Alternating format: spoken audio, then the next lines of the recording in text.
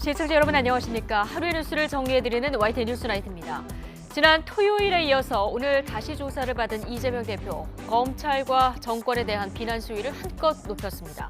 이제 관심은 검찰의 영장 청구에 이은 이 대표 체포동의안 표결인데 길어지는 단식이 민주당 내 여론에 어떤 변수로 작용할지도 지켜봐야 할 대목입니다. 야권으로부터 탄핵 압박을 받아온 이종섭 국방부 장관, 오늘 선제적으로 사의를 표명했죠. 여당은 안도하는 분위기고 야당은 꼬리 자르기라며 비판을 이어가고 있는데 이 문제를 둘러싼 여야의 속내까지 잠시 뒤 나이트 포커스에서 다뤄보겠습니다. 화요일 뉴스나이트 오늘의 헤드라인부터 정리해드립니다.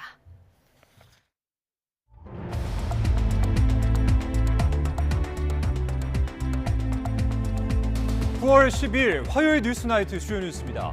북한 김정은 국무위원장의 러시아 방문에 군부 실세들이 대거 동행한 것으로 파악됐습니다.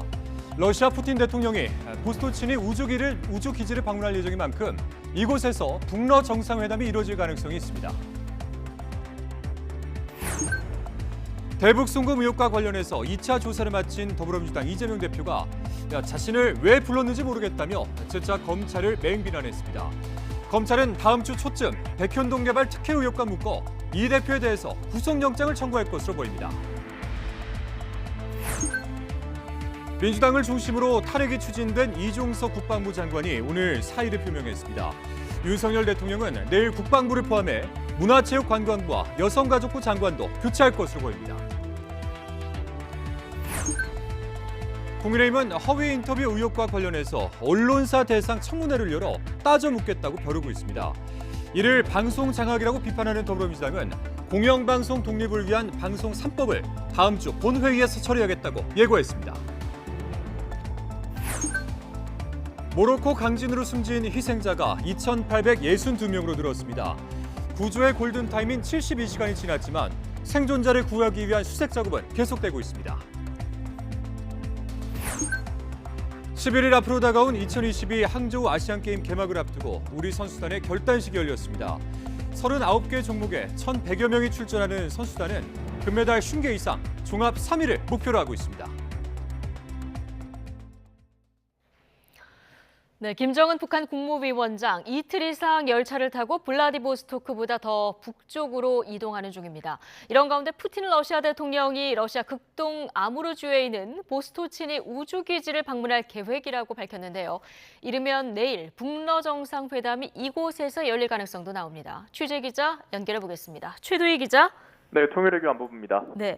자, 푸틴 대통령이 보스토치니 우주기지를 방문할 예정이라고 밝히면서 기존에 예상했던 이 블라디보스토크가 아니라 이곳이 북러 정상회담 장소로 급부상하고 있는 거군요.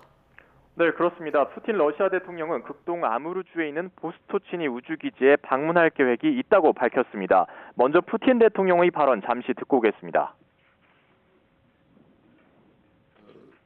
Появились новости, что вы поедете на Восточный. Чего ждать от этого визита? У меня там есть своя программа соответствующая. Когда я туда приеду, узнаете. 보스토치니는 러시아 극동 지역 최대 우주기지로 지난 2016년 러시아가 소련 시절 우주대국의 위상을 되찾기 위해 건설한 곳입니다. 만약 북러 정상이 여기서 만난다면 올해 들어 2번이나 정찰 위성 발사에 실패한 북한이 러시아로부터 위성 기술을 얻으려는 상황에서 양국의 군사협력 확대를 상징적으로 보여주는 의미가 있을 것으로 보입니다. 이런 가운데 김정은 북한 국무위원장 역시 유력 행선지로 꼽혀온 블라디보스토크를 지나 북쪽으로 계속 이동하면서 우주기지에서 회담이 열릴 가능성에 힘이 실리고 있습니다. 다만 푸틴 대통령이 김 위원장을 만날지에 대해선 즉답을 피한 만큼 러시아 별도의 장소에서 회담이 진행될 가능성 역시 배제할 수는 없습니다. 회담 장소는 그러니까 뚜껑을 열어봐야 이제 알 수 있을 테고요. 그리고 정상회담이 언제 열릴지 회담 시점도 관심인데 내일쯤 정상회담이 열릴까요? 네, 일단 김정은 위원장이 탄 전용 열차는 내일 낮쯤에는 보스토치니 우주기지에 도착할 것으로 보입니다.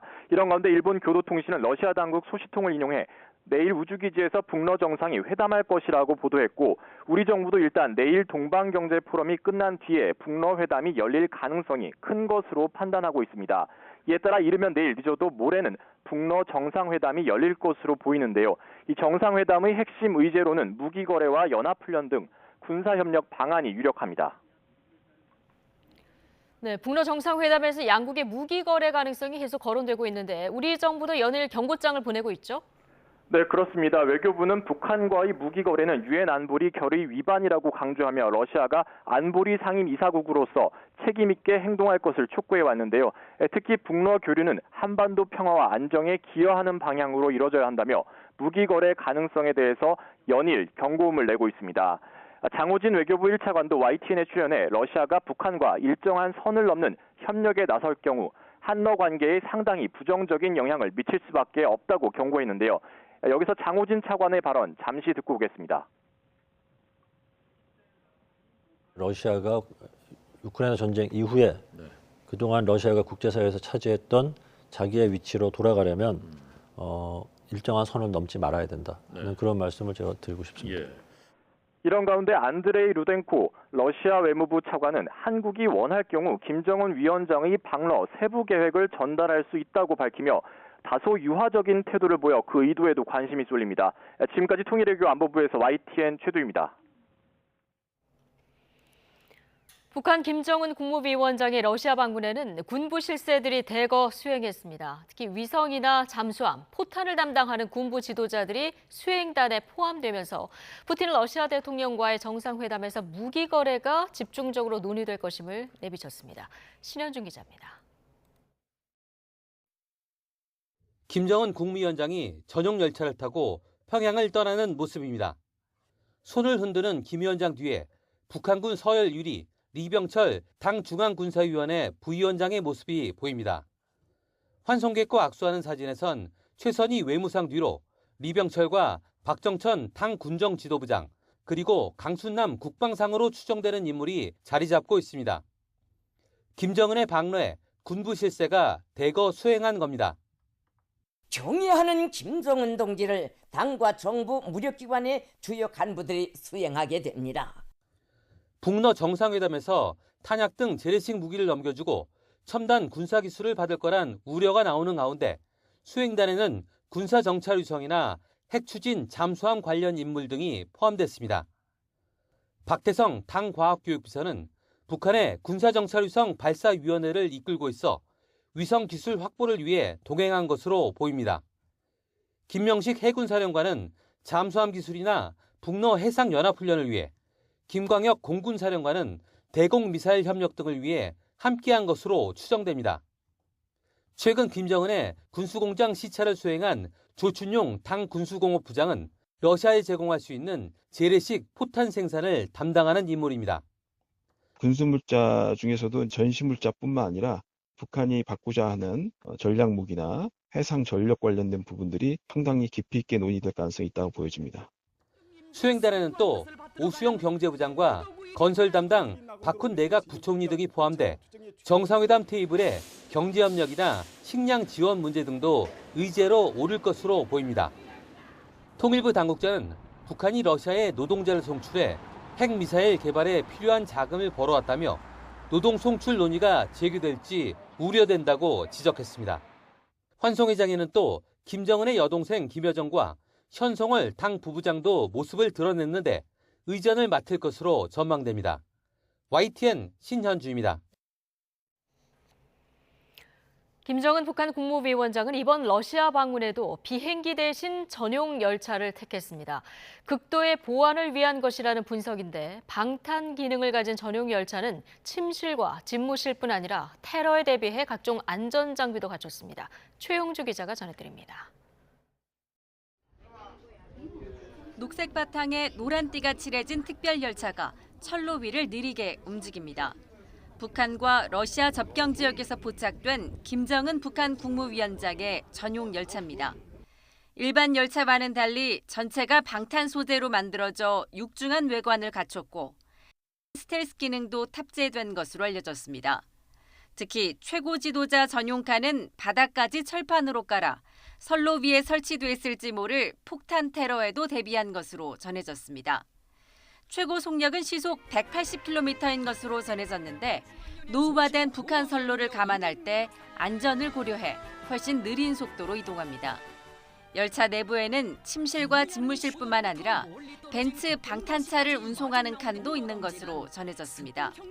북한 조선중앙TV가 과거 해외 순방 때 공개한 집무실 내부를 보면 양옆으로 소파가 길게 놓였고 김 위원장이 업무를 보는 책상도 마련됐습니다. 이동 중에도 사용이 가능한 위성 전화도 눈에 띕니다. Kim royalty have always led a lavish, extravagant life, and I guess Kim Jong-un feels that he comes across as more a statesman, taking his time while traveling overseas. 전용 열차를 가장 애용한 건 김정일 위원장이었습니다. 7차례 중국 방문과 3차례 러시아 방문 모두 열차를 타고 갔습니다. 전용 비행기 시험 중 사고가 났던 김정일 위원장은 하늘길에 대한 공포도 있었던 것으로 알려졌습니다. We think that Kim Jong-il's penchant for taking the train was perhaps out of fear of flying and being shot down, which of course resonates today. 미국의 감시를 피해 극도의 보안을 유지하며 전용 열차로 박럭길에 오른 김정은 위원장 역시 안전에 대한 고려도 영향을 미친 것으로 풀이됩니다. YTN 최영주입니다. 더불어민주당 이재명 대표가 쌍방울 대북 송금 의혹과 관련해서 두 번째 검찰 조사를 마쳤습니다. 이 대표는 검찰이 두 차례 조사 과정에서 어떠한 증거도 제시하지 못했다 이렇게 비판했는데 검찰은 이번 조사를 끝으로 다음 주 초쯤에 이 대표에 대한 구속영장 청구를 검토하고 있습니다. 박정현 기자입니다. 쌍방울 대북 송금 의혹에 관여한 제3자 뇌물 혐의로 입건된 이재명 대표가 첫 조사 사흘 만에 다시 검찰청에 나왔습니다. 단식 13일째 주변에 도움 없이 스스로 걸어서 출석한 이 대표는 검찰이 아무리 부른다 한들 없는 사실을 만들어낼 수는 없다며 날을 세웠습니다. 생년부지 얼굴도 모르는 이 조폭 불법 사채업자 출신의 부패 기업가한테 100억이나 되는 거금을 북한에 대신 내주라고 하는 그런 중대 범죄를 저지를 만큼 제가 어리석지 않습니다. 검찰은 이 대표의 건강 상태를 고려해 2시간이 채 되지 않아 2차 조사를 마무리했습니다. 지난 조사에서 미처 끝내지 못한 방북 비용 대납 의혹을 집중적으로 캐물었는데 당시 유력 대선 후보였던 이 대표가 정치적 입지를 위해 이 과정에 개입했다는 게 검찰 판단입니다. 이에 대해 이 대표는 도지사 시절 방북 의지가 있었고 추진했던 것도 사실이지만 어떠한 불법 행위도 없었으며 김성태 전 쌍방울 회장과는 일말의 연관도 없다고 맞섰습니다. 쌍방울 그룹의 대북 송금은 김 전 회장이 사익을 위해 벌인 일일 뿐 이 대표 자신이나 경기도와는 무관하다는 겁니다. 검찰은 사법방해 의혹 내용은 제외하는 등 압축적 조사를 진행하며 조사는 예상보다 빠르게 끝났지만 이 대표 측은 피해자 신문조서 열람에 3시간 가까이 공을 들였습니다. 결국 2차 신문조서에는 서명했지만 1차 조서는 진술 취지가 왜곡됐다며 날인을 거부하고 열람 도중 조사실을 떠났습니다. 4시간 40분 만에 검찰 청사를 빠져나오며 이 대표는 검찰이 오늘도 아무런 증거를 제시하지 못했다며 왜 2차례나 불러 조사했는지 이해할 수 없다는 입장을 밝혔습니다. 사실이 아니니 증거라는 게 있을 수가 없고 그러다 보니 의미 없는 문서 확인을 하거나 이런 걸로 이 아까운 시간을 다 보냈습니다. 검찰은 이번 조사를 끝으로 백현동 개발특혜 의혹과 묶어 다음 주 초쯤 구속영장을 청구하는 방안을 검토하고 있습니다. YTN 박정현입니다. 네, 앞서 보신 대로 검찰이 조만간 이재명 대표에 대한 구속영장을 청구할 거란 관측에 힘이 실면서 추석 연휴 전에 체포동의안 표결 전국이 펼쳐질 가능성도 커졌습니다. 여야는 벌써 방탄국회를 둘러싼 치열한 신경전을 예고하고 있습니다. 정현우 기자입니다. 검찰이 이재명 대표에 대한 6번째 소환 조사를 마친 만큼 여야의 관심은 이제 구속영장 청구 시기에 쏠려 있습니다. 내년 총선을 앞두고 민심의 향배에 적잖은 영향을 줄 수 있어서입니다. 정치권에선 검찰이 늦어도 다음 주 초엔 이 대표에 대한 영장을 쳐 추석 전엔 체포동의안 표결이 이뤄질 거란 관측이 많습니다. 국회 보고 뒤 72시간 내 본회의에서 처리해야 한다는 규정을 염두에 둘 거란 겁니다. 실제로 국정감사 등 정기국회 일정상 다음 달엔 본회의가 없어서 영장 청구가 이번 달을 넘기면 체포한 표결은 11월에야 가능합니다. 연말 예산정국 그리고 총선 열기가 지금보다 뜨거워질 시점에 제1야당 대표의 신병 처리 문제가 전국의 핵으로 부상할 수 있다는 얘기입니다. 이런 상황을 모를 리 없는 국민의힘은 영장을 미루기 위한 단식쇼를 그만두라고 연일 견제구를 날리고 있습니다. 뒤에서는 생떼를 쓰며 조소에 서명 날인도 거부하며 들어눕는 이재명 대표야말로 국민들 마음속에 탄핵 1순위라는 사실을. 반면 민주당은 정치검찰이 무리한 조작 수사를 이어가고 있다며 반발하고 있습니다. 잔혹하고 악랄한 윤석열 정치검사의 사법 만행이라고 생각을 합니다. 참으로 기가 막히고 어떻게 이렇게 잔인할 수 있나, 이런 비통한 생각이 듭니다. 이재명 대표는 지난 2월 대장동 개발 특혜 의혹과 관련한 체포동의안 표결에서 적잖은 반발표가 나와 리더십에 타격을 입었습니다. 총선 전 전국 주도권은 물론 원내 제1당의 역학구도와도 관련된 만큼 정치권은 검찰의 움직임을 어느 때보다 주시하고 있습니다. YTN 정윤우입니다. 더불어민주당은 쌍방울그룹의 불법 대북 송금 의혹을 수사하는 검사들을 직무유기 혐의로 고위공직자범죄수사처에 고발했습니다. 민주당 법률위원회는 오늘 오전 공수처를 찾아 수원지방검찰청 소속 성명불상 검사들에 대한 고발장을 냈습니다. 민주당 법률위는 수원지검이 이재명 대표에게 죄를 덮어 씌우기 위해 해당 의혹의 핵심 피의자 김성태 전 쌍방울그룹 회장의 재산 국외도피 혐의 등을 제대로 수사하지 않는다고 주장했습니다. 대장동 사건 핵심 인물 김만배 씨의 허위 인터뷰 의혹을 대선 공작 게이트로 규정한 국민의힘은 연일 이 공세 수위를 높이고 있습니다. 관련 국회 상임위를 단독 개최한 데 이어서 언론사 대상 청문회도 추진하기로 했습니다. 권남기 기자입니다.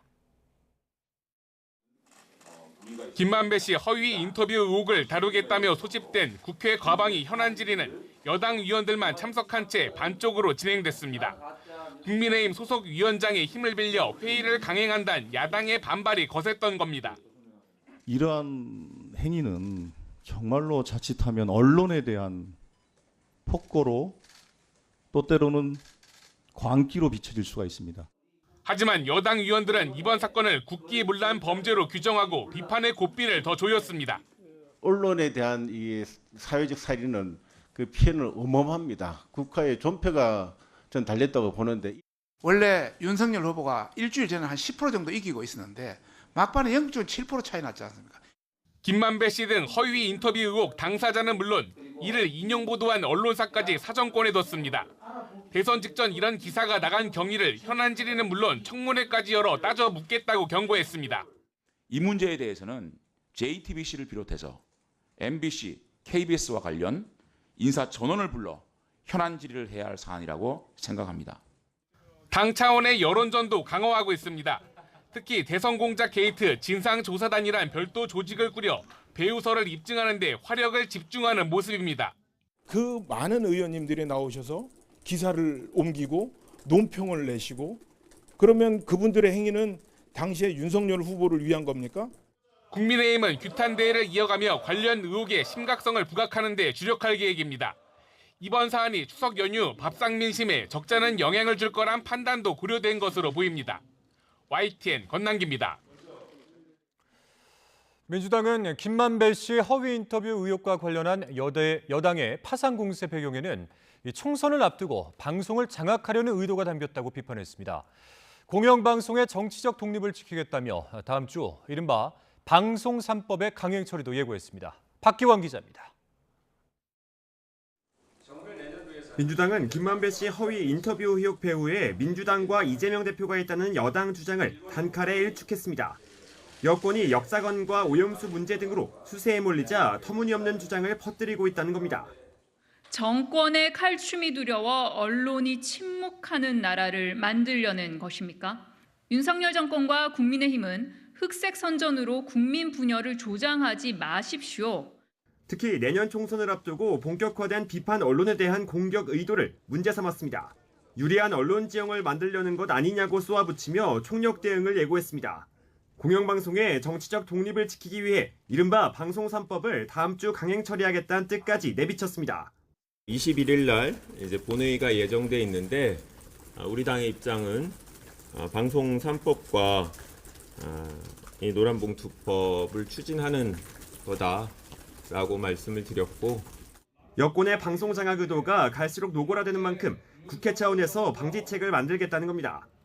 공영방송 이사 진의 수를 지금보다 2배 정도 늘리고 정치권 외에 각계의 추천을 받도록 관련 규정을 손보겠다고 목소리를 높였습니다. 물론 국민의힘은 야권에 편향된 인사를 넣으려는 꼼수라며 반발하고 있습니다.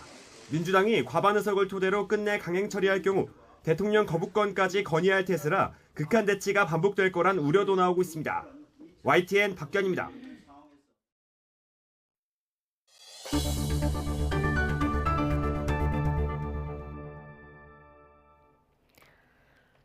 해병대 최상병 순직 처리 등으로 야권이 탄핵을 추진하고 있는 이종섭 국방부 장관이 사의를 표명했습니다. 윤석열 대통령은 국방부를 포함해 내일 소폭 개각을 단행할 것으로 보입니다. 조은지 기자입니다. 국무회의에서 집중 조명을 받은 건 최근 교체설이 불거진 국방부 이종섭 장관입니다. 야권이 탄핵을 추진하고 여권 일각에서 자진 사퇴를 거론하는 상황에서 이 장관은 먼저 국가안보실을 통해 사의를 표명한 걸로 전해졌습니다. 이상민 행안부 장관 사례에서 보듯 일단 탄핵이 추진돼 궤도에 오르면 사퇴도 해임도 없이 직무가 정지돼 장기간 국정 공백이 불가피한 만큼 안보 마비 사태를 우려한 겁니다. 이 장관은 최근 해병대 최상병 수사 관련 외압 의혹과 홍범도 장군 흉상 이전 추진 등으로 논란의 중심에 있었습니다. 외압은 없었다는 점을 다시 말씀드리고 제가 밖에서 연락받은 거 없습니다. 육군 사관학교 그러면 장교의 요람인데 공산주의 경력이 있는 사람이 있어야 되느냐. 불씨가 꺼지지 않은 상태라 시점이 묘하지만 대통령실은 임종득 국가안보실 2차장과 임기훈 국방비서관 등 군 인사와 맞물린 안보라인 재정비 차원이라고 설명합니다. 후임 국방부 장관엔 육군 삼성장군 출신인 국민의힘 신원식 의원이 내정됐습니다. 윤 대통령은 또 문화체육관광부 장관에는 MB정부 장관을 지낸 유인촌 문화체육특보를 앉힐 예정이고 잼버리 사태 등으로 질타를 받았던 여성가족부 김현숙 장관은 김행 전 국민의힘 비상대책위원으로 교체하는 게 유력합니다. YTN 조은지입니다. 더불어민주당은 이종섭 국방부 장관의 사의 표명에 대해서 해병대원 순직 사건 수사 외압 의혹의 몸통을 감추기 위한 은폐 작전이라고 비판했습니다. 김한규 원내대변인은 오늘 논평에서 안보 공백을 막기 위한 사의 표명이라고 했지만 최종 책임자를 감추기 위한 꼬리 자르기로 보인다면서 이같이 밝혔습니다. 이어 민주당은 사의 표명과 무관하게 진상을 규명하고 책임을 묻기 위해 노력하겠다며 윤석열 대통령은 지금이라도 이 장관의 책임을 물어 해임해야 한다고 강조했습니다. KBS 이사회가 김희철 사장에 대한 해임안을 의결했습니다. 표결 직전 퇴장한 야권 이사들은 명백한 절차적 하자가 있다며 반발했고 김 사장도 해임에 이를 만큼 큰 잘못을 했다고 생각하지 않는다면서 법적 대응을 예고했습니다. 안윤학 기자입니다. KBS 이사회가 김의철 사장에 대한 해임안을 표결에 붙였습니다. 해임 제청 사유는 방만 경영과 불공정 편파 방송, 수신료 분리 징수 관련 직무유기 등 6가지입니다. 서기석 이사장을 포함해 여권의 다수 인사 6명이 찬성표를 던졌고 야권 측의 소수 이사 5명이 표결 직전 퇴장하면서 6대 0으로 해임안은 통과됐습니다. 표결을 거부한 소수 이사들은 절차와 내용에서 정당성을 전혀 갖추지 못했는데도 여권 이사들이 독단적인 해임안 처리를 강행했다고 비판했습니다. 새로 들어간 내용에 대한 소명 기회를 다시 부여해야 합니다. 의견 제출 기한을 다시 부여해야 하는데 그럴 필요가 없다라는 게 오늘 표결에 참여하신 이사들의 의견이셨고 결국은 표결이 강행이 됐습니다. 김 사장은 해임 사유 가운데 어떤 것도 받아들이기 어렵다며 해임에 이를 만큼 큰 잘못을 하지 않았다고 반박했습니다. 윤석열 정부 출범 이후 각종 권력기관의 수사를 받았지만 자신이 책임져야 할 사안은 발견되지 않았다는 겁니다. 과거처럼 지루한 법정 공방이 계속되겠지만 담대하게 대응하겠다고 법정 대응을 예고했습니다. 윤석열 대통령은 KBS 이사회가 제청한 김 사장 해임안을 제가해 해임 절차는 사실상 마무리됐습니다. KBS 내부에서는 반발과 기대가 엇갈렸습니다. 다수 노조인 민주노총 산하 언론노조 KBS 본부는 사장 해임 추진의 정당성에 대해 묻지 않을 수 없다며 역사가 평가할 것이라고 경고했고, 보수 성향인 KBS 노조는 생존과 개혁, 정상화를 완수해야 할 시점이라고 평가했습니다. YTN 안윤학입니다. 유병호 감사원 사무총장이 이해충돌 논란이 불거진 배우자의 주식을 팔라는 정부 결정에 불복해 소송을 냈지만 1심에서 졌습니다. 법원 역시 배우자가 보유한 주식이 이해충돌 여지가 있다고 판단한 건데 유 사무총장은 판결을 받아들이겠다는 뜻을 밝힌 것으로 전해졌습니다. 홍민기 기자입니다. 유병호 감사원 사무총장은 지난해 9월 배우자가 바이오 회사의 비상장 주식 8억여 원어치를 보유하고 있다고 신고했습니다. 하지만 감사원이 당시 코로나19 백신 수급 감사를 예고한 상태에서 배우자가 관련 주식을 보유한 건 이해 충돌에 해당한다는 지적이 나왔습니다. 감사 대상이 삼성바이오하고 SK바이오사이언스가 됩니다. 이렇게 되면 여기에 대해서 이해관계가 충돌되는 이 녹십자 주식을 가지고 있는 큰 기술을 부하지원을 개발해서 공로주로 전부 받은 겁니다. 저게 백신 감사랑 무슨 상관이 있는지 제 머리로서는 이해할 수가 없습니다. 이어 인사혁신처 산하 주식백지신탁심사위원회 역시 해당 주식들에 대해 직무 관련성이 인정된다고 보고 이를 모두 매각하라고 결정했습니다. 감사원 사무총장은 기업에 영향을 줄 수 있는 모든 정부 업무에 대한 감사를 총괄한다는 게 이유였습니다.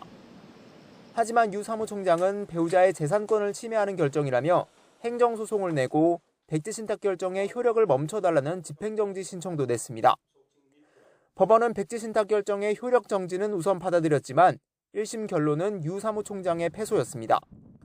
재판부는 먼저 해당 기업이 감사원의 선택적 회계감사 기업에 해당한다며 해당 주식의 이해충돌 가능성이 인정된다고 판단했습니다. 또 공무원은 국민 전체에 대한 봉사자로서 사적 이해관계와 국민의 공적 이해관계가 충돌할 경우 당연히 후자를 우선해야 한다며 직무 관련성을 인정한 위원회 처분은 위법하지 않다고 판단했습니다. 법원은 유 사무총장 측이 공직자의 주식 백지신탁을 규정한 공직자윤리법을 문제 삼아낸 위헌심판 제청 역시 받아들이지 않았습니다. 주식을 보유한 사람이 공무원이 되는 것 자체를 법이 배제한 건 아닌 만큼 침해되는 사익이 공익보다 크지 않다는 이유였습니다. 유 사무총장은 판결 이후 더 이상 소송을 진행하지는 않겠다며 패소를 받아들이기로 한 것으로 전해졌습니다. YTN 홍민기입니다. 추석이 이제 보름 남짓 앞으로 다가오면서 정부가 농산물 등 치솟는 물가 안정화에 동분서주하고 있습니다. 이 주요 수입 농수산물 품목 가운데 상당수가 최근 가격이 내려가긴 했지만 추석 물가를 진정시킬 수 있을지는 두고 봐야 합니다. 양일혁 기자가 전해드립니다. 천정부지로 오른 사과와 배 가격은 추석을 보름 남짓 앞두고 여전히 예년보다 비쌉니다. 요즘 홍로 10kg 도매 가격은 77,000원대로 1년 전 이맘때보다 60%가 비싸고 지난해 추석 전과 비교해도 20% 넘게 올랐습니다. 원앙 도매 가격 역시 1년 전보다는 24%가 지난해 추석 전보다는 17.5% 비쌉니다. 폭염에 폭우까지 겹치면서 지난달 농산물 소비자 물가가 1년 전보다 5.4% 올랐습니다. 일단 정부는 값이 껑충 오른 사과와 배를 농축산물 할인 지원 품목에 포함하고 유통업체에도 자체 할인을 유도하고 있습니다. 식품업계와 외식업계를 만나 물가 안정 협조를 당부하기도 했습니다. 추석을 앞두고 서민 체감도가 높은 품목의 물가 걱정을 덜어줘야 한다고 강조한 겁니다. 많은 업체들이 올해 인상 계획이 없다든지 인상 계획을 좀 늦추겠다든지 이런 식으로 말씀은 하셨는데 원가 부담을 완화하기 위한 노력을 하고 있다는 것도 또 이해를 해주셨고 그 부분에 대해서 최대한 동참하겠다고. 추석을 앞두고 차례상 등에 쓰이는 주요 수입 농축수산물 가격도 주 단위로 공개됩니다. 지난해 러시아 우크라이나 전쟁으로 치솟은 곡물 가격이 안정세로 접어드는 등 공개된 79개 품목 가운데 50개는 지난해보다 하락했습니다. 소비자의 알 권리를 보장함으로써 합리적인 소비 선택을 유도하고자 하였으며 이를 통해 추석을 맞이하여 장바구니 물가 안정에 기여하고자 하였습니다. 값이 내린 수입 망고나 오렌지가 비싸진 국내산 과일을 대체하는 수요 분산 효과도 기대됩니다. 다만 사과와 배의 경우 올해 냉해와 침수로 생산량이 급감해 예년처럼 가격을 진정시키기에는 한계가 있을 것으로 보입니다. YTN 양일혁입니다. 지난 4월 산업인력공단이 주관한 국가기술자격시험에서 채점도 하지 않은 답안지가 파쇄되는 일이 있었는데요. 조사를 해보니 이와 비슷한 사고가 최소 7번이나 더 있었던 것으로 드러났습니다. 국가기관이 주관하는 시험, 이런 설명이 민망한 실태를 김평정 기자가 전해드리겠습니다. 지난 4월 국가기술 자격인 기사와 산업기사 시험에서 답안지 600여 장이 채점 전에 파쇄되는 황당한 일이 일어났습니다. 피해를 본 수험생들은 재시험을 치르는 불편을 겪었고 사태의 책임을 지고 어수봉 산업인력공단 이사장이 사퇴했습니다. 국가 자격의 공정성과 신뢰성을 담보해야 할 공공기관으로서 있을 수 없는 일이 발생한 점에 무거운 책임감을 느끼며 그런데 조사를 해보니 이와 비슷한 일이 최근 3년 사이에 최소한 7번은 더 발생할 뻔했다는 사실이 새롭게 드러났습니다. 기사와 산업기사 시험 답안지는 각 지역 산업인력공단 지사에 1차로 모인 뒤에 채점센터로 옮겨지는데 이 과정에서 일부 답안지가 채점센터로 배송되지 않고 지사에 남겨졌던 것입니다. 그나마 채점센터에서 답안지 누락을 알아채고 파쇄 전에 찾아온 게 다행이었습니다. 지난 4월 시험의 경우에는 지사에서 시험 관련 서류를 1년간 보관해야 한다는 지침을 어기고 한 달 만에 없애면서 답안지까지 파쇄됐던 것으로 조사됐습니다. 이와 함께 지난해 기사 작업형 실기시험에서는 응시자 1명의 답안지 6장 가운데 1장이 아예 분실되는 일도 있었습니다. 고용노동부는 사고가 반복되는 과정에서 개선하지 못한 것이 결국 답안지 파쇄 사태를 불러왔다고 비판했습니다. 그러면서 반복적 사고 책임을 물어 산업인력공단에 기관 경고 조치하고 책임 있는 직원 22명에 대해서는 징계 또는 경고 조치를 요구했습니다. YTN 김평정입니다. 지난달 서울 신림동 등산로에서 여성을 성폭행하려다 살해한 최윤종이 구속 기소됐습니다. 최윤종은 지난해 부산에서 발생한 이른바 돌려차기 사건 보도를 보고 범행을 계획한 것으로 드러났습니다. 김혜린 기자입니다. 지난달 17일 서울 신림동 목골산 등산로에서 30대 초등학교 교사를 성폭행하려다 무차별 폭행하고 목 졸라 숨지게 한 30살 최윤종. 우발적으로 범행을 저질렀고 피해자를 죽일 의도도 없었다는 주장을 고수했습니다. 범행 왜 저질렀습니까? 우발적으로 저질렀다고요? 저도 모르죠. 처음부터 살해하려고 한 겁니까? 그건 아니에요. 하지만 검찰은 최윤종이 넉 달 전부터 치밀하게 계획해 범행을 저질렀다고 결론 내렸습니다. 지난 4월 인터넷에서 범행에 쓸 철제 너클을 구입한 데 이어 범행 장소가 포함된 등산로를 수십 차례나 답사한 것으로 드러났기 때문입니다. 최윤종은 특히 지난해 5월 부산에서 발생한 돌려차기 사건 보도를 보고 피해자를 기절시켜 CCTV 없는 곳에서 성폭행하기로 계획한 것으로 파악됐습니다. 은둔형 외톨이로 사회성이 부족한 상태에서 유사 범행에 자극받아 범행을 결심했던 건데 악이 악을 낳은 셈입니다. 범행 이틀 전부터는 인간은 기회를 잡아야 한다는 등 범행을 다짐하는 메모를 작성하고 살인사건 기사도 다수 찾아본 것으로 밝혀졌습니다. 현장에 20분가량 방치됐다 발견된 피해자에게 출동한 경찰관이 심폐소생술을 하는 와중에도 최윤종은 목이 마르다며 계속 물을 요구하기도 한 것으로 조사됐습니다.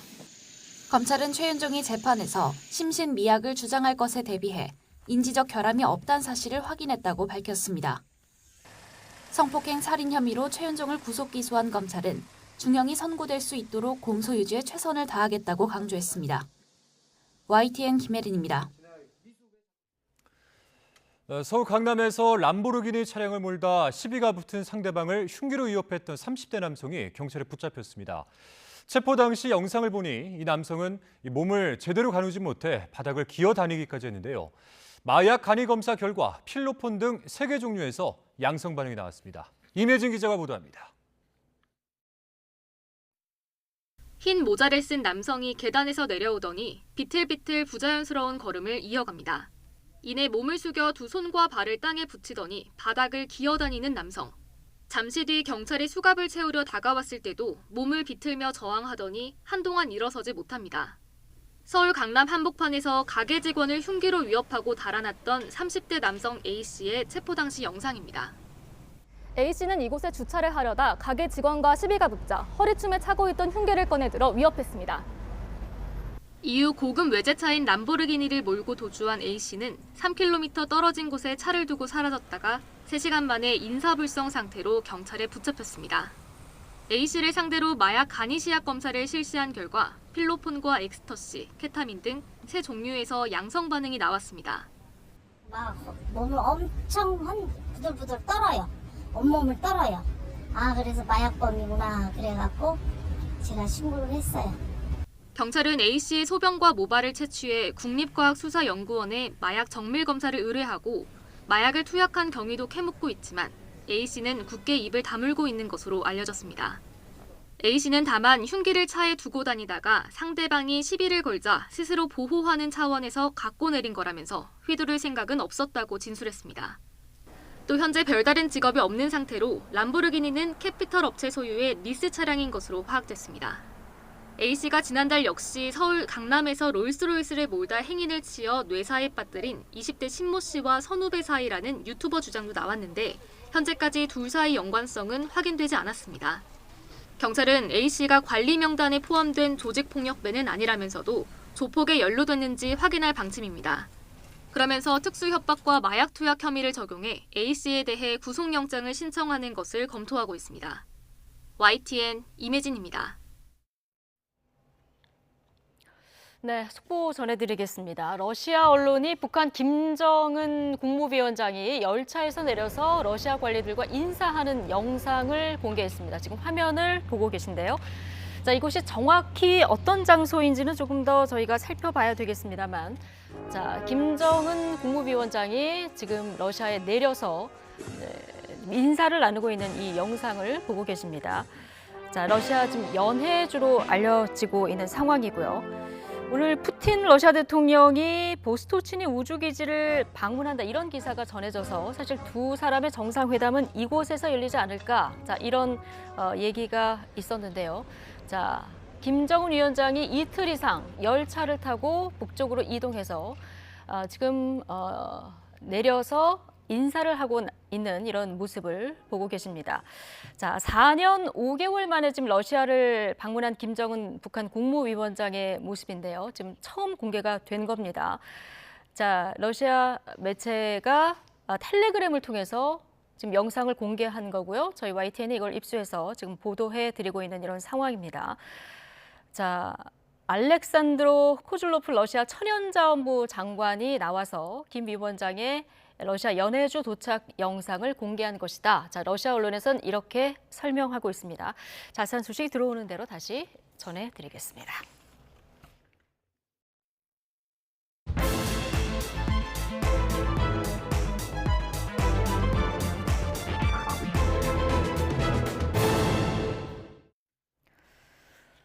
네, 정치권 관심 뉴스를 진단해보는 나이트 포커스. 오늘은 김용남 전 국민의힘 의원 그리고 윤재관 민주당 정책위 부의장 두 분 모셨습니다. 어서 오십시오. 네, 안녕하세요. 예, 안녕하십니까. 자, 이재명 민주당 대표 지난 토요일 조사에 이어서 쌍방울그룹 대북송금 의혹에 대한 검찰의 2차 조사까지 마쳤습니다. 오늘 조사는 2시간이 채 걸리지 않았는데요. 조사를 받고 나오는 길에 이 대표 목소리 먼저 듣고 오시겠습니다. 오늘 왜 불렀는지 모르겠습니다. 역시 증거란 하나도 제시하지 못했고 형식적인 질문을 하기 위해서 2차례나 이렇게 소환해서 신문하는 게 도저히 납득이 되지 않습니다. 아무리 검사가 집권을 했고 검찰이 지배하는 나라가 됐다 해도 총칼로 사람을 고문해서 사건 조작하던 그거를 이제는 특수부 검사들 동원해서 사건 조작하는 걸로 바뀐 것밖에 더 있겠습니까? 자, 13일차 단식이다 보니까 말에 좀 힘이 많이 빠진 모습은 우리가 볼 수 있었는데, 자, 검찰 출석 당시에도 증거가 있는지 보겠다 이렇게 벼렀는데요. 나와서도 지금 증거가 하나도 없었다 이렇게 얘기를 하고 있습니다. 조작 수사다 이런 입장까지 밝혔는데, 자, 비판 수위가 오늘 굉장히 뭐 갈수록 높아지는 것 같아요. 어떻게 들으셨습니까? 1시간 50분 이게 상징하는 의미가 크다고 생각합니다. 네, 오늘 딱 1시간 50분 조사받은 네, 거죠? 2차 조사까지 강행을 했는데 1시간 50분이다. 그것은 수사를 할 목적이 아니고 망신주기 하기 위한 목적 아니냐. 수사가 목적이 분명히 아닌 것 같다라고 하는 것들을 여러 차례 말씀을 드렸었는데 그걸 더욱더 방증하는 하나의 방법이다, 하나의 요소다라는 생각이 듭니다. 네. 1시간 50분 동안 했으면 대략적인 내용들을 가지고 몇 가지 묻고 질문하고 답변하고 끝났을 가능성이 큰데 이런 것들을 굳이 계속 소환 조사를 해야 되느냐를 가지고 계속 얘기가 나올 겁니다. 그리고 뒤에 또 말씀드리겠습니다만은 이런 증거가 분명하게 있지 않고 전원에 의한 오락가락하는 진술에만 의존하다 보니까 정확하게 시간만 계속 늘어지고, 그러니 검찰은 혐의 입증이 어려우기 때문에 피의사실 공표를 계속 함으로써 여론 재판을 더 유리하게 끌고 가려고 하는 거기에 집중하고 있거든요. 그러니까 피의 조서를 서명했느냐 안 했느냐를 가지고 계속 싸움한다는 그 자체가, 그걸 방점을 둔 그 자체가 뭐냐면 증거가 없다는 내용을 검찰 스스로가 얘기하고 있다. 저는 그렇게 생각합니다. 1시간 50분 조사가 보여주는 의미가 크다라고 말씀해 주셨는데요. 이 1시간 50분은 시간 동안 조사를 받은 거는 이 검찰의 뜻입니까? 이재명 대표 뜻입니까? 그러니까 사실은 적반하장인데요. 왜 두 차례나 불렀느냐라고 합니다만 사실은 두 차례 소환이 없을 수도 있었죠. 지난 토요일 날 조사 때 조사 마무리하고 조서 서명 날이라고 갔으면 오늘 출석은 없었던 것이죠. 근데 중간에 서명 날인 거부하고 수사 중단하고 가버리는 바람에 2차 소환이 이루어졌던 것이죠. 그러니까 2차 소환은 이재명 대표 측이 만들어낸 소환인 것이고, 검찰은 굳이 처음부터 두 번에 걸쳐서 부를 생각도 없었고 부를 필요도 없었는데 그 상황을 만든 것이고요. 역시 지금 이재명 대표의 조사 이후의 발언도 자신의 지지층을 향한 일종의 호소 내지는 쇠뇌 아닌가 싶어요. 네. 그러니까 증거가 하나도 없다라는 똑같은 레토릭을 반복하고 있는데, 그래서 검찰 측에서 이제 언론을 향해서 약간의 설명을 한 거 아니에요? 증거 많이 있다. 경기도지사 시절에 결제한 서류도 우리 많이 확보했다. 라고 하니까 그런 얘기를 왜 했느냐, 뭐 피의사실 공표 아니냐, 참 적반하장이죠. 네. 그런데 오늘 2차 조사한 부분에 대해서만 그 조서에만 서명을 했고, 오늘도 1차 조사 받은 부분에 대해서는 서명을 안 했다고 설명을 했는데요. 이렇게 되면 1차 조사를 받은 그 부분은 어떻게 되는 겁니까? 일단 피의자 신문 조서로서는 완성이 되지 않은 것이죠. 다만 영장 재판 단계에서는 정식 재판 때는 증거에 대한 동의, 부동의 뭐 이런 증거 조사 절차를 거칩니다만 영장 재판은 그런 절차가 없거든요. 그러니까 검찰에서는 영장 재판에 넘어가는 서류에 1차 피의자 신문 조서, 그러니까 이재명 대표의 서명 날인이 생략된 빠져 있는 조서도 증거 기록에 같이 포함시켜서 참고 자료로 보시라는 취지로 아마 같이 보낼 것으로 생각이 됩니다. 예. 1차 조서에서는 진술 취지가 제대로 반영되지 않았다. 오늘 변호사 설명은 이랬거든요. 근데 어떤 부분이 그랬다는 겁니까? 계략적으로 이러한 취지로 얘기했는데도 불구하고 검찰이 원하는 방향으로 곡해하거나 이런 경우가 있었다는 거 아니겠습니까? 근데 구체적인 내용들은 이제 공판 과정에서 더 밝혀지겠습니다만은, 이것은 형사소송법상의 피의자가 어떤 피의자든 방어권을 행사하기 위한 명문화된 조항입니다. 그 조항들을 거의 무슨 잘못된 조항인 것처럼 얘기하시는데, 그 법을 만드신 분들이 지금 현재 모든 국회의원들이 같이 여야가 합의해서 법을 만들었던 거 아니겠습니까? 아니, 우리가 민주국가에서 피의자에게 방어권을 행사할 수 있도록 하고 본인의 취지에 반하는 것이 조서에 들어있는 것에서도 문제 제기하는 것을 그걸 잘못된 것으로 얘기하는 것은 민주주의 국가의 법 운영 질서 자체를 부정하는 것이다 저는 생각하고요. 아시다시피 우리나라에서는 공판중심주의, 법원에서는 채택하고 있기 때문에 더욱더 재판에 갔을 때 이게 조서를 인정하지 않으면 효력으로 인정받지 못하는 겁니다. 그래서 본질은 결국 조서에 아까도 말씀드렸습니다만 조서에 서명을 했느냐 안 했느냐가 중요한 것이 아니고 지금 대납을 했는지 안 했는지에 대한 구체적인 증거가 분명히 있는지 그것을 이재명 대표에게 제시를 했는지 이게 제일 중요한 문제인데 네. 중요한 본질은 놔두고 거기까지로만 계속 얘기하고 있거든요. 왜? 본질은 검찰이 자신이 없기 때문에 이렇게 보입니다. 네. 자, 이재명 대표가 스마트팜 결제 관련해서 김성태 전 회장의 대북 송금 내용을 보고를 받았는지 이 여부도 관건인데요. 자, 1차 조사에서 이 대표가 이화영 부지사가 만든 서류에 나는 클릭만 했다, 답변했다는 이런 언론 보도가 있었죠. 자, 이 대표 측 변호인, 왜곡 보도라고 오늘 날을 세우면서 운전면허증 관인에 비유를 했는데요. 발언 듣고 오시겠습니다. 이재명 대표님이 그 진술한 내용이 그대로 보도가 되면서 취지까지 왜곡을 해가지고 본인이 결제를 해놓고도 아랫사람에게 책임을 떠넘기는 부도덕한 인물인 것처럼 그렇게 묘사를 해놨어요. 공문에 이재명 지사 당시에 그 날인이 있었다, 그 서명이 있었다는 건데 그러면 뭐 아예 그런 사실 모르시다고 그러면 한번 봐보십시오. 제 운전면허증에 그 경찰청장 직인이 찍혀 있죠. 그 경찰청장이 그걸 나한테 발급해 준 겁니까? 나한테 운전면허 발급해 준 사실 아나요? 그것은 아랫사람들에게 위임을 했고 정결권에 따라서 도장을 서명을 하면 관인은 저절로 찍히게 되는 건데 관인이 찍혔다고 해서 도지사가 결제했다는 의미는 아니거든요. 그걸 다 알면서 저렇게 왜곡하면 안 되는 거겠죠. 네. 그러니까 이재명 당시 지사가 서명을 했어도 이게 곧바로 범죄 증거가 될 수 없다. 이런 얘기를 하면서 이제 운전면허증 예를 든 거거든요. 운전면허증 관인하고 이걸 어떻게 비교 가능할까요? 글쎄요.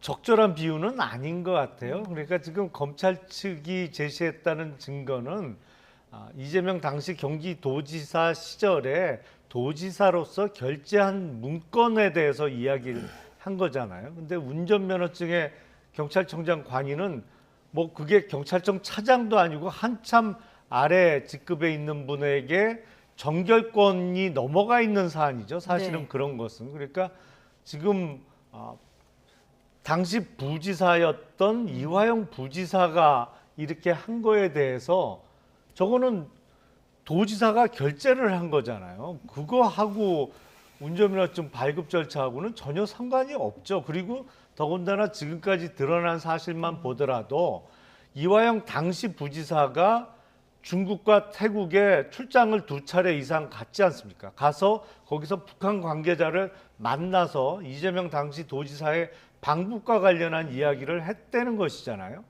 근데 네. 바로 밑에 있는 부지사가 더군다나 해외 출장을 2차례 이상 다녀오는데 도지사가 그걸 전혀 몰랐다고요? 경기도정이 그렇게 허술하게 운영이 됐다는 것을 주장하는 것인가요? 그건 아무리 들어도 좀 억지스럽게 들립니다. 네. 경기도는 이제 지역이 특수해서 평화부지사를 따로 뒀고 이화영 부지사가 전결권을 가지고 대북 사업을 지금 추진했다는 건데 그런데 또 지금 말씀하신 것처럼 도지사 모르게 이런 큰 사업이 추진될 수 있을까? 자, 이 부분에 대해서는 어떻게 보십니까? 자꾸 본질에서 벗어난 얘기와 예. 본질의 문제를 좀 구분할 필요가 있는 것 같습니다. 말씀하셨듯이 도지사 모르게 대북 사업을 완전히 도지사 모르게 할 수 있는 건 누가 봐도 그건 납득이 안 되죠.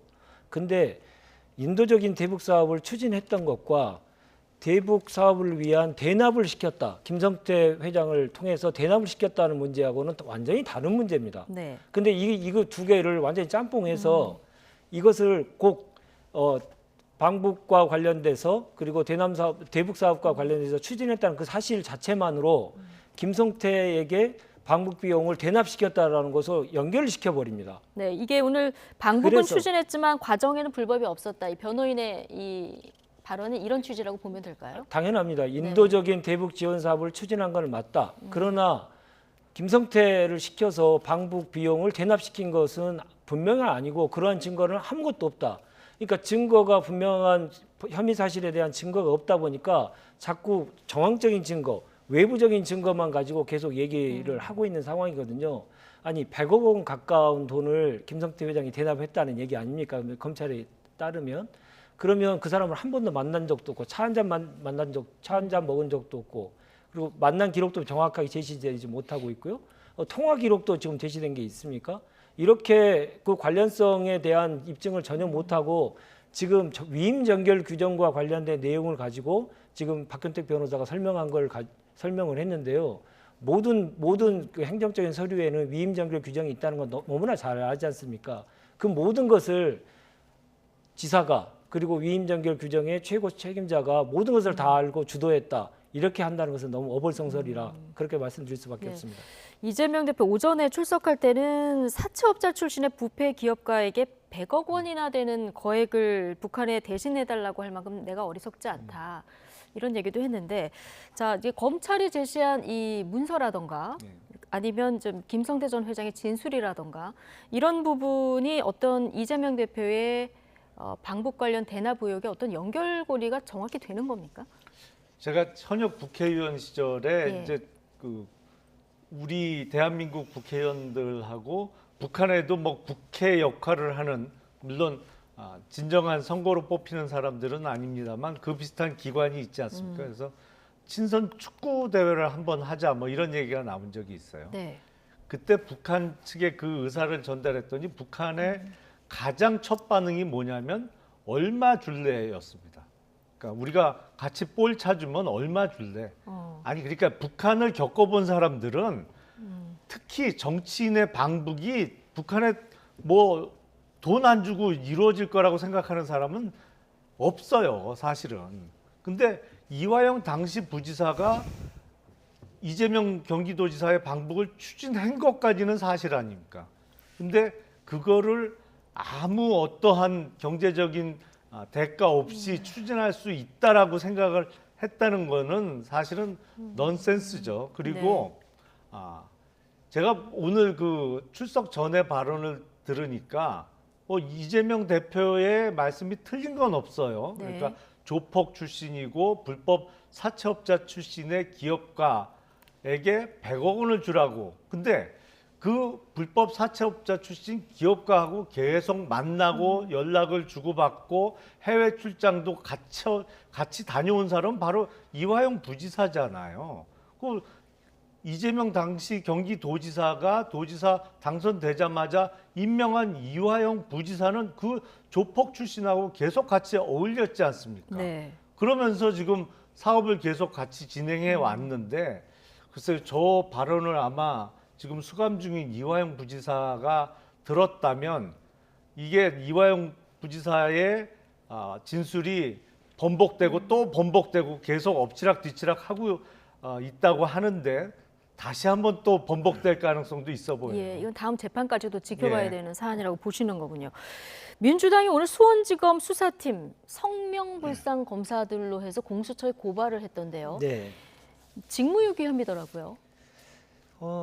그도 그럴 것이 1차 조사에 대해서는 조서에 날인하지 않았지 않습니까? 근데 그런 내용들이 실시간으로 언론에 계속 보도가 되고 있는 것은 누가 봐도 검찰만 가지고 있는 정보를 여론 재판을 위해서 지금 계속 언론에 흘리고 있는 거 아니겠습니까? 아마 공수처에 고발한 건 직무유기인데 이건 아마 김성태 회장의 재산 국외도피 혐의를 수사를 제대로 안 하고 한다. 여러 이 가지 부분인 것 같아요.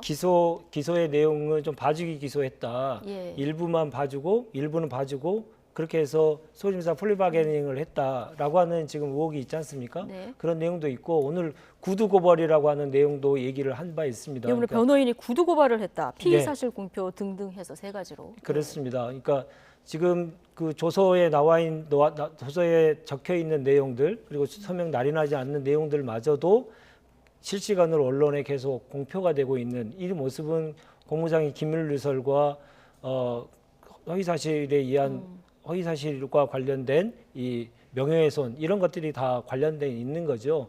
그래서 그것에 대해서 이제 고발을 할 수 있게 했고요. 구두 고발과 관련돼서 구두 고발이 모르냐 이런 얘기도 꽤 있더라고요. 그러니까 구두 고발이 뭡니까? 지금 형사법에 보면 정확히 따지면 237조에 따르면 우리가 여러 가지 이제 고발이라고 하는 건 다 서면으로 하는 것으로 다 인지를 하고 예. 있습니다만은 이러한 상황에 대해서 구두로도 할 수 있다라고 하는 명문 규정이 있습니다.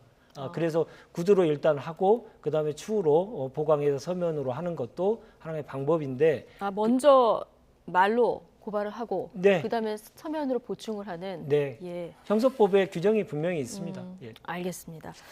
자, 민주당에서 이제 검사들을 향해서 고발 조치에도 들어간 상황인데, 자, 어쨌든 검찰은 조사를 다 끝냈고 백현동 의혹하고 더해서 이제 구속영장을 청구할 거다 이런 전망이 많지 않았습니까? 자, 그럼 검찰이 언제 이 구속영장을 청구하고 그럼 국회로 이게 언제 넘어와서 체포동의안 표결을 하게 될지 이 부분이 관심인데 이게 추석 전에 안 하면 11월까지 넘어가더라고요. 그렇죠. 본회의가 9월 달에는 지금 물론 교섭단체 대표연설을 위한 본회의가 18일, 20일 날 잡혀 있습니다. 하지만 어떤 그 표결을 위한 본회의는 21일, 25일 날 잡혀 있죠. 근데 네. 오늘 조사가 이루어진 쌍방울 대북 송금 사건은 수원지검에서 수사 중이고요. 네. 방금 말씀하신 백현동 관련 사건은 서울중앙지검에서 수사 중입니다. 그러니까 검찰청이 틀리고 따라서 법원도 틀려요. 관할 예. 법원도. 그래서 이 두 사건은 하나로 합쳐야 되거든요. 시간이 좀 필요하겠군요. 그렇죠. 그래서 예. 병합을 위한 절차도 있고 또 구속영장 작성에 대한 시간도 소요되기 때문에 아마 다음 주 초쯤 구속영장이 올라오지 않을까 싶습니다. 그래서 다음 주 초쯤. 예, 그래서 아마도 제가 예상하기에는 21일 날 열리는 본회의에서 보고가 되고 네. 체포동의안 표결은 25일쯤 이루어지지 않을까 싶은데요. 말씀하신 대로 25일을 건너뛰면 네. 10월 달에는 국정감사가 있기 때문에 본회의가 없거든요. 그러면 11월까지 미뤄지는 수밖에 없어요. 예. 그래서 검찰에서도 아마 11월까지 미뤄지는 것보다는 9월 달 안에 체포동의안 표결까지 맞춰지는 타임테이블로 진행을 하지 않을까 싶습니다. 네. 체포동의안 표결 상황을 맞이하게 될 때 네. 민주당이 어떤 선택을 할까 이 부분도 굉장히 관심인데 오늘 오전 검찰에 이재명 대표 출석할 때 민주당 의원 한 16명 정도 네. 되시는 분들이 쭉 도열해 계시더라고요. 그리고 끝나고 나올 때 더 많은 의원들이 좀 눈에 보이는 것 같기도 했고요. 네. 이재명 대표 조사 받으러 가기 전에 의원총회에서 굉장히 검찰을 향해서 거친 발언들도 나왔는데 네. 지금 수사가 진행될수록 민주당 내 분위기가 좀 변하는 겁니까? 근데 처음에 변화했다 표현보다는 네. 그동안 그 유보했던 입장들이 이제 명확해지는 과정 속에 있다 이렇게 표현하시는 게 맞는 것 같습니다. 왜냐하면 검찰이 지금 1년 반 이상 계속 좀 탈탈 털고 뭐 몇천 번에 걸치는 이 압수수색과 강제 수사 방식으로 제1야당 대표를 계속 수사하고 있는데 지금 조사 과정에서 보니 제대로 된 증거 하나 내놓지 못하는 그러한 수사를 계속하고 있고 이것은 수사가 아니고 정치를 하고 있다라고 네. 하는 지금 상황이 계속 확인되고 있다. 그러니 우리가 해야 될 일이 무엇인가? 그러니까 결국은 검찰이 제대로 된 수사를 했으면 한 것이냐 아니냐가 매우 중요한데 지금까지 밝혀진 내용들 그리고 조사 과정에서 나왔던 내용들을 보면 또 맹탕이거든요. 완전히 정치 쇼를 하고 있는 상황이기 때문에 이러한 상황들에 대해서 우리가 어떻게 대응을 해야 될 것인지에 대한 깊은 고민의 상황이다. 이렇게 이해해 주시면 가장 정확할 것 같습니다. 그러니까 지금 가결과 부결 사이에서 입장을 정하지 못한 분들이 부결 쪽으로 많이 돌아가고 있다. 이런 지금의 검찰 수사 방식의 문제점에 대한 것을 정확하게 확인하는 과정 속에 좀 있다라는 네. 말씀을 드립니다. 오늘 이재명 대표가 출석할 때 네. 그 지지자들을 향해서 90도로 인사를 3번 정도 하셨고요. 네. 그리고 파란색 운동화에도 좀 많은 분들이 주목을 하시던데 네. 어떻게 보셨습니까? 그 파란색 운동화는 작년이죠. 작년 3월에 작년 겨울에 공식 선거운동 첫날에 부산에 방문하셔서 유세를 하셨는데 그때 네. 한 청년이 초심을 잃지 말고 더 열심히 뛰어달라라는 의미로 선물해 주셨던 운동화로 저는 기억하고 있습니다. 오늘 그런데 그 운동화를 신었어요. 예. 네. 그러니까 지금 어려운 상황, 국가 전체적으로 어려운 상황에 직면해서 정치를 왜 해야 되는 것인지 내가 대표로서 야당 대표로서 무엇을 해야 될 것인지에 대한 네. 소심을 다시 한번 되새기기 위한 신발이 아니었나 그렇게 해석을 합니다. 네. 오늘 박범계 전 법무부 장관은 저들의 속을로 보낼 수 없다. 이보다 더 강한 표현도 사실 쓰셨는데요. 어제는 박지원 전 비대위원장이 단식장을 찾아서 또 펑펑 울기도 하는 모습도 보였어요. 저희 한때 패널이기도 하셨던 장성철 공론센터 소장이 지금 이재명 대표가 목적 달성을 500% 완성했다. 내부 결속력이 강화되고 있다. 이런 그 평론을 하시던데요. 어떻게 보십니까? 그렇게 지금 이재명 대표와 더불어민주당은 그 주장과 행동이 상호 모순되는 그 현실입니다. 왜냐하면 계속 반복하는 레토릭으로 검찰이 증거 하나 제시하지 못하고 있다. 수집한 증거가 없다라는 것이잖아요. 그렇다면 당장 구속영장이 올라왔을 때 체포동의안을 당론으로 통과시켜갖고 빨리 영장재판으로 넘어가야죠. 증거가 하나도 없다면 그런 사건의 구속영장을 발부할 판사가 어디 있겠어요. 네. 그 법원 올라가서 영장 기각받아오면 완전히 정치적으로도 훨씬 유리해질 수밖에 없는 상황인데 지금 더불어민주당 돌아가는 거 보니까 체포동의안 부결을 시켜야 되는 쪽으로 지금 돌아가고 있잖아요. 그러니까 이게 앞뒤가 서로 모순되는 것이죠. 증거가 하나도 없다고 하면 체포동의안을 부결시킬 필요가 없는 것이죠. 통과시켜서 오히려 당당하게 예. 기각을 받고 와라. 그렇죠. 예. 그런데 지금 보니까 그쪽으로 분위기를 잡아가고 있는 것 같아요. 특히 친명 의원들 중심으로 그러면서 주장하는 게 단식 중인 야당 대표를 이렇게 소환하는 검찰이 사상 처음이다 이런 주장들을 하는데 사실은 거꾸로 검찰 소환을 목전에 두고 단식에 들어간 야당 대표가 처음인 거죠. 그러니까 이게 더 처음이다. 그렇죠. 예. 그러니까 지금 본인들의 주장과 지금 벌어지고 있는 상황은 서로 모순되고 있는 것인데 어쨌든 내부 단속은 좀 되고 있는 거 아닌가 싶어요. 더불어민주당 당내에서요. 네. 근데 어쨌든 13일차 건강에 굉장히 무리가 갈 테고 조만간 단식을 좀 중단하셔야 되지 않느냐. 당 안팎에서 이런 조언도 굉장히 많이 나오고 있는데 네, 그렇습니다. 오늘 분위기로 봤을 때 계속 하시겠다는 이런 것 같아요. 네, 그렇습니다. 상황의 변화가 없는데 지금 세 가지에 대한 요구를 하셨지 않습니까? 후쿠시마에 대한 국제해양재판소의 제소, 그리고 내각 총사퇴, 그리고 대통령의 사과, 이 세 가지 문제에 대해 요구를 했는데 그거에 대해서 아무런 변화가 없고 오히려 더욱더 역행하는 모습을 계속 보이고 있지 않습니까? 근데 이 요구 사항이 너무 좀 추상적이다 이런 지적도 좀 있었거든요. 아니 요구 사항이 추상적이라고 말씀하신 분들에게 다시 한번 요구 드리는데요. 지금의 상황을 일일이 다 거론하기에도 너무나 많은 국정의 난맥상들이 지금 같이 있는 겁니다. 그러한 점에서 국정 운영의 대전환을 이루어야 된다라고 하는 주장을 해야 되는 거죠. 개별 사건을 또 얘기하면 야당이 너무 작은 지연 말단적인 거 가지고 지금 물고 늘어진다. 껌껌이 가지고 국정을 발목 잡는다. 이런 얘기 또 하실 거거든요. 그래서 반대를 위한 비판을 위한 비판을 계속 하신다는 의미입니다. 저는 생각이 듭니다. 예. 그리고 지금 이재명 대표의 그 단식에 대해서 방탄이 목적이다 이런 취지의 말씀을 하셨던 것 같은데 사실 방탄이 목적이었으면 오늘 조사 끝나고 나서 쓰러져 가지고 병원을 가셨어야죠. 저는 그렇게 생각합니다. 방탄이 목적이었다면 오늘 2차 조사를 끝내고 다음에 체포동의안을 청구할 것이다라고 하는 걸 너무나 다 알고 있기 때문에 이때 병원으로 실려가서 그러면 체포동의안을 처리하기가 대단히 어려운 상황이 되겠죠. 청구하기도. 네. 방탄이 목적이었다면 그러지 않았을까 생각이 들고요. 이 제1야당 대표에 대한 예의는 바라지도 않습니다. 그러나 대한민국에 걱정하는 대한민국 국민들을 대신해서 야당 대표의 단식에 대해서 조롱까지는 하지 않는 게 우리의 앞으로의 국민에 대한 기본적인 염치가 아닌가 싶습니다. 네. 야당에서 대통령실이 좀 나서야 한다 이런 요구가 지난번 국회에서도 나왔는데 오늘 대통령실 반응 보면은 무대응 기조인 것 같아요.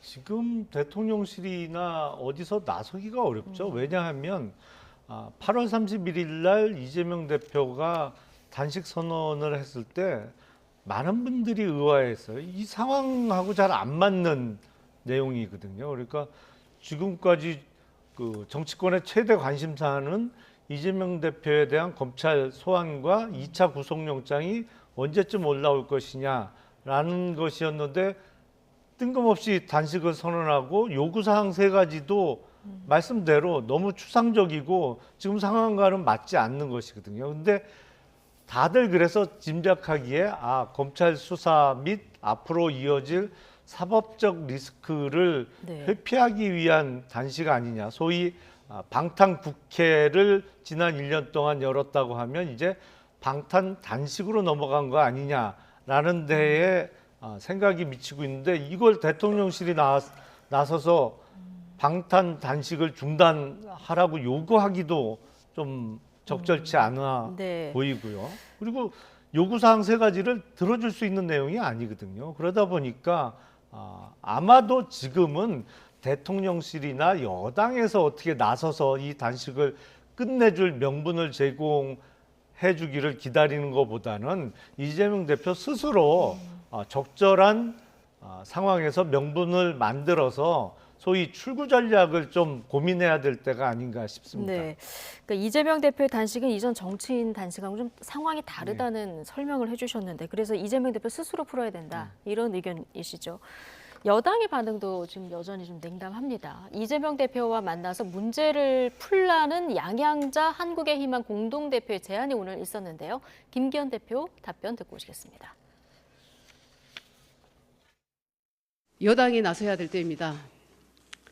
김기현 대표님이 역할을 해주셨으면 좋겠습니다. 당장 이재명 대표님을 만나주시기 바랍니다. 지금 건강 상태가 매우 좋지 않은 것으로 알려져 있습니다. 만나서 들어주십시오. 그것만으로도 많은 문제가 풀릴 수 있습니다. 단식하고 있는 말씀을 주셨는데 단식하고 건강이 안 좋아졌다는 소식에 대해서는 안타깝게 생각합니다만 그런 방식으로 문제를 해결할 것인지에 대해서는 근본적 고민이 있다 하는 점을 또한 이해하시는 게 좋지 않을까 싶습니다. 김기현 대표 사실상 거절이라고 보면 될까요? 네, 거절이죠. 거절을 읽으셨습니까? 네. 아니 계속 1년 지금 3개월 이상 야당 대표로서 인정하지 않고 야당 대표를 만나지 않는 유일한 정부 아닙니까?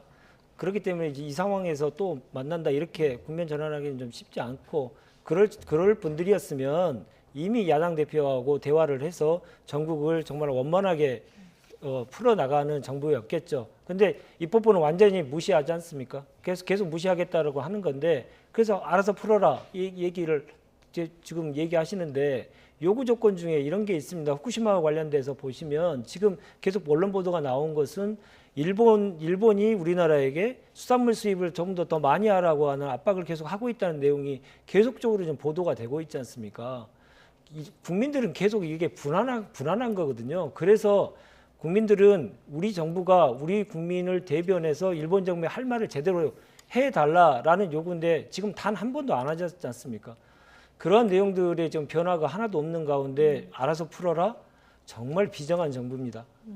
정말 비정한 정부다라는 얘기를 하셨는데 근데 과거에 단식을 하면 어쨌든 청와대에서 좀 가서 이렇게 만류하기도 하고요. 지난번에 드루킹 특검 김성태 원내대표가 얻어냈을 때 우원식 원내대표가 또 병원으로 찾아가고 이런 모습 국민들이 또 기억도 하고 계실 텐데 아까 상황이 다르다는 설명을 하셨습니다만 어쨌든 정치인이 이제 단식을 하고 있는 상황이라서 정치권이 좀 다 같이 뭐 또 출구 전략을 같이 마련해야 되는 거 아니냐. 뭐 양향자 의원은 오늘 제안도 그런 의미에서 나온 거 아닌가 싶습니다. 과거에 있던 단식은 어떠한 뭐 야당이든 정치인의 입장에서 민주화에 대한 요구 내지는 특검에 대한 요구 어떤 정치적인 해결 방안을 요구하면서 단식에 들어갔습니다만 뭐 많은 국민들이 그렇게 생각하실 거라고 느낍니다. 이재명 대표의 이번 단식은 본인의 문제 해결을 위한 단식 아니냐 이런 생각이 들 수밖에 없거든요. 그러니까 어떤 공익적 차원이라든지 국가적인 어떤 정책 내지는 어떤 과제를 위한 단식의 시작이라기보단 본인에게 놓여져 있는 문제 해결을 위한 단식 아니었나 라는 생각이 들기 때문에 네. 접점을 찾기는 쉽지 않아 보입니다. 그래서 정부 뭐 여당도 강경할 수밖에 없다 이런 얘기신데 한 가지만 네. 정말 말씀드리고 네. 싶으면 정치 현안에 대해서 발언하는 게 적절치 않다. 대통령실 관계자의 워딩입니다. 이재명 대표의 단식에 대해서 이런 워딩을 했어요. 정말 실소를 금할 수 없는데요. 전당대회, 여당의 전당대회에 직접적으로 개입했던 대통령실 아닙니까? 정치 현안, 그만큼의 주요한 정치 현안들이 있습니까? 그렇게 주요한 정치 현안 때마다 대통령실이 나서서 가이드라인을 제시하고 국민들과 싸워라. 내각은 국회 가서 더 열심히 싸워라. 이렇게 지령을 계속 내리고 있는 분들이 이재명 대표 이 부분에 관련돼서는 정치 현안이니까 언급할 것이 적절하지 않다. 이렇게 얘기하니 국민들 입장에서 보면 너무 내로남불인 거죠. 정말 이렇게 앞뒤가 다른 얘기를 계속 한다는 거 정말 정부 여당으로서 집권 세력으로서 자신감이 없어 보이는 모습이어서 정말 보기 볼상사납습니다. 단식의 시작도 약간 뜬금없었습니다만 단식과 지난 전당대회를 연결시키는 것도 좀 뜬금없이 들립니다. 정치 현안에 있을 때마다 대통령실이 가이드라인을 제시하고 그 가이드라인에 따라서 여당이 나팔수 역할을 하고 이런 형태가 좀 계속되고 있지 않습니까? 그런 내용들을 국민들은 다 알고 있거든요. 근데 이 부분만큼은 말을 안 하겠다. 이게 설득력이 없다는 얘기를 드리는 겁니다. 자, 이 얘기 여기까지 하고 이재명 대표 단식을 중단을 권유한 여권 인사가 있긴 합니다. 안철수 의원이 SNS에 글을 하나 남겼는데 이 글을 먼저 좀 보실까요? 자, 안철수 국민의힘 의원이 오늘 그 이재명 대표를 저격한 것 같기도 하고 지역구를 사수하는 것 같기도 한 발언을 했는데요. 불체포 호소 단식을 중단하고 분당갑의 명예를 회복시키기 위해서 내년 총선에서 저와 분당갑에서 진검승부하는 것이 어떠신가요? 라는 글을 남기셨는데 이 글 어떻게 읽으셨어요?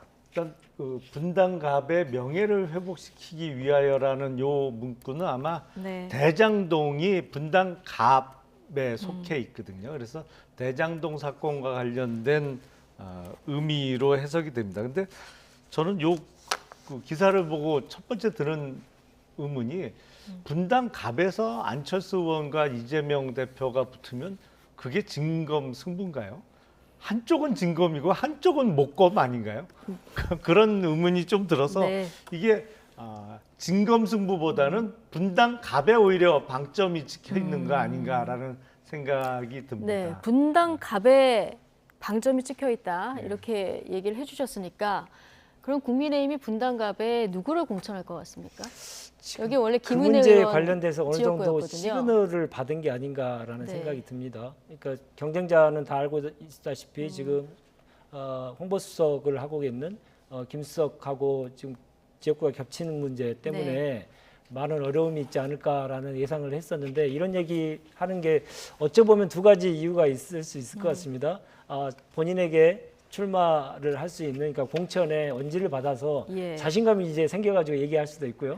두 번째로는 자기를 공천해달라고 계속 지금 용산에 주파수를 던지고 있는 거 아닌가라는 생각입니다만은 결국 정치인의 메시지는 국민들로부터 살아 있어야 되는데 국민들이 이 메시지를 보면서 무슨 생각을 하시겠습니까? 정말 안철수 정말 답이 없다.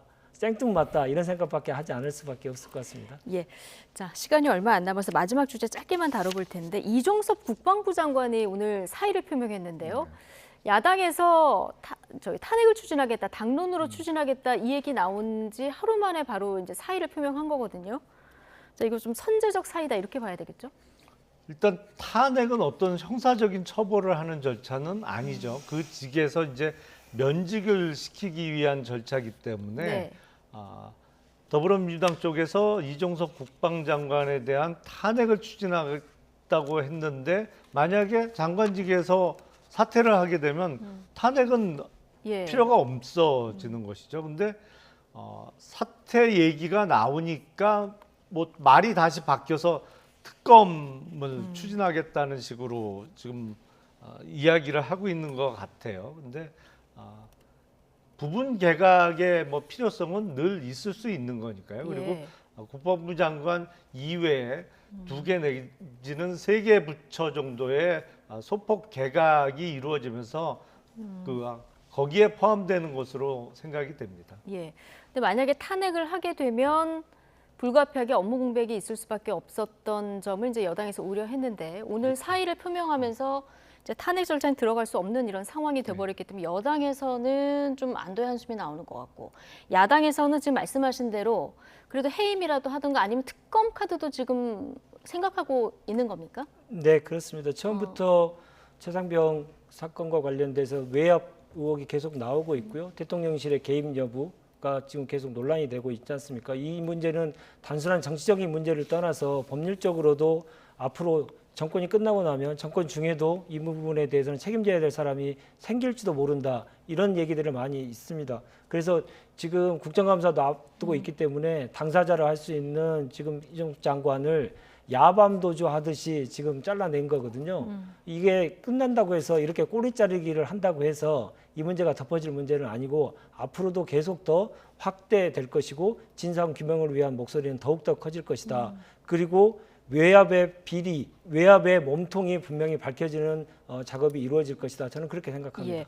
내일 국방부 장관 포함해서 아마 소폭 개각이 단행될 것 같은데요. 자, 후임 국방부 장관에는 육군 삼성 장군 출신이죠. 국민의힘 신원식 의원이 내정이 됐는데 관련해서 오늘 홍준표 대구시장이 글을 올렸다고 삭제를 하셨더라고요. 요새 그런 일이 자주 예. 있죠. 올렸다가 삭제하는 일이. 이거 어떤 의미로 자주 있습니다. 받아들이셨습니까? 그러니까 지금 그 이명박 정부 시절에 국방부 장관하고 법무부 장관은 소위 정당 출신, 그러니까 네. 정치인 출신을 의미하는 것이죠. 거기를 임명하지 않는 것으로 원칙을 했다. 뭐 예. 그런 말씀을 하셨는데 제가 듣기로는 이명박 정부 시절에 당시 홍준표 의원께서 법무부 장관을 그렇게 하고 싶어 하셨다는 이야기를 들은 적이 있는데 들은 얘기시니까. 들은 얘기니까. 예. 근데 그 의원 내각제를 하는 나라들이 오히려 대통령제 하는 나라들보다 더 많죠. 근데 예. 의원 내각제를 하는 나라에서는 뭐 어떤 장관이 됐든 그게 국방부 장관도 다들 현역 의원들 아닙니까? 정치인들이기 때문에 의원이라고 해서 국방부 장관이나 법무부 장관을 해서는 안 된다는 것은 조금 어폐가 있는 거 아닌가 싶어요. 이미 법무부 장관은 역대 정부에서 많은 현역 의원들이 법무부 장관들을 했었죠. 그 팩트 체크하고 내리신 걸까요? 팩트 체크를 하고 좀 내리신 걸까요? 글쎄요, 분위기가 그건 아니고 싸했겠죠. 국민들께서 분명하게 팩트를 알고 계시죠. MB 정부에서 군과 검찰을 전리품 형태로 하지 않았다라는 저 발언에 대해서 어느 국민이 납득하겠습니까? 그 당시 있었던 전 여러 가지 검찰 수사의 잘못된 부분들이 어디서부터 비롯된 것인지 그건 정권 심장부터 비롯된 것이다라는 내용들은 다 알고 있는데 지금 팩트가 좀 틀린 얘기입니다만은 아무튼 본질은 예. 지금 강경 보수 세력 그리고 강경 극우 세력들의 득세 예. 이런 부분들에 대해서 문제 제기하고 있는 거 아닌가 생각이 들고 예. 지금의 그 개각이 지금 논의되고 있는 개각이 국면을 전환하고 국정을 쇄신하는 목적이 아니고 강경 세력들이 더 국민과 더 싸우고 국회와 더 싸우는 사람들을 원하는 지금 정부의 잘못된 국정 운영을 대변하고 있는 것이다. 그래서 더욱더 지금 이번에 그 3명의 개각이 우려스럽다. 이런 말씀 드립니다. 알겠습니다.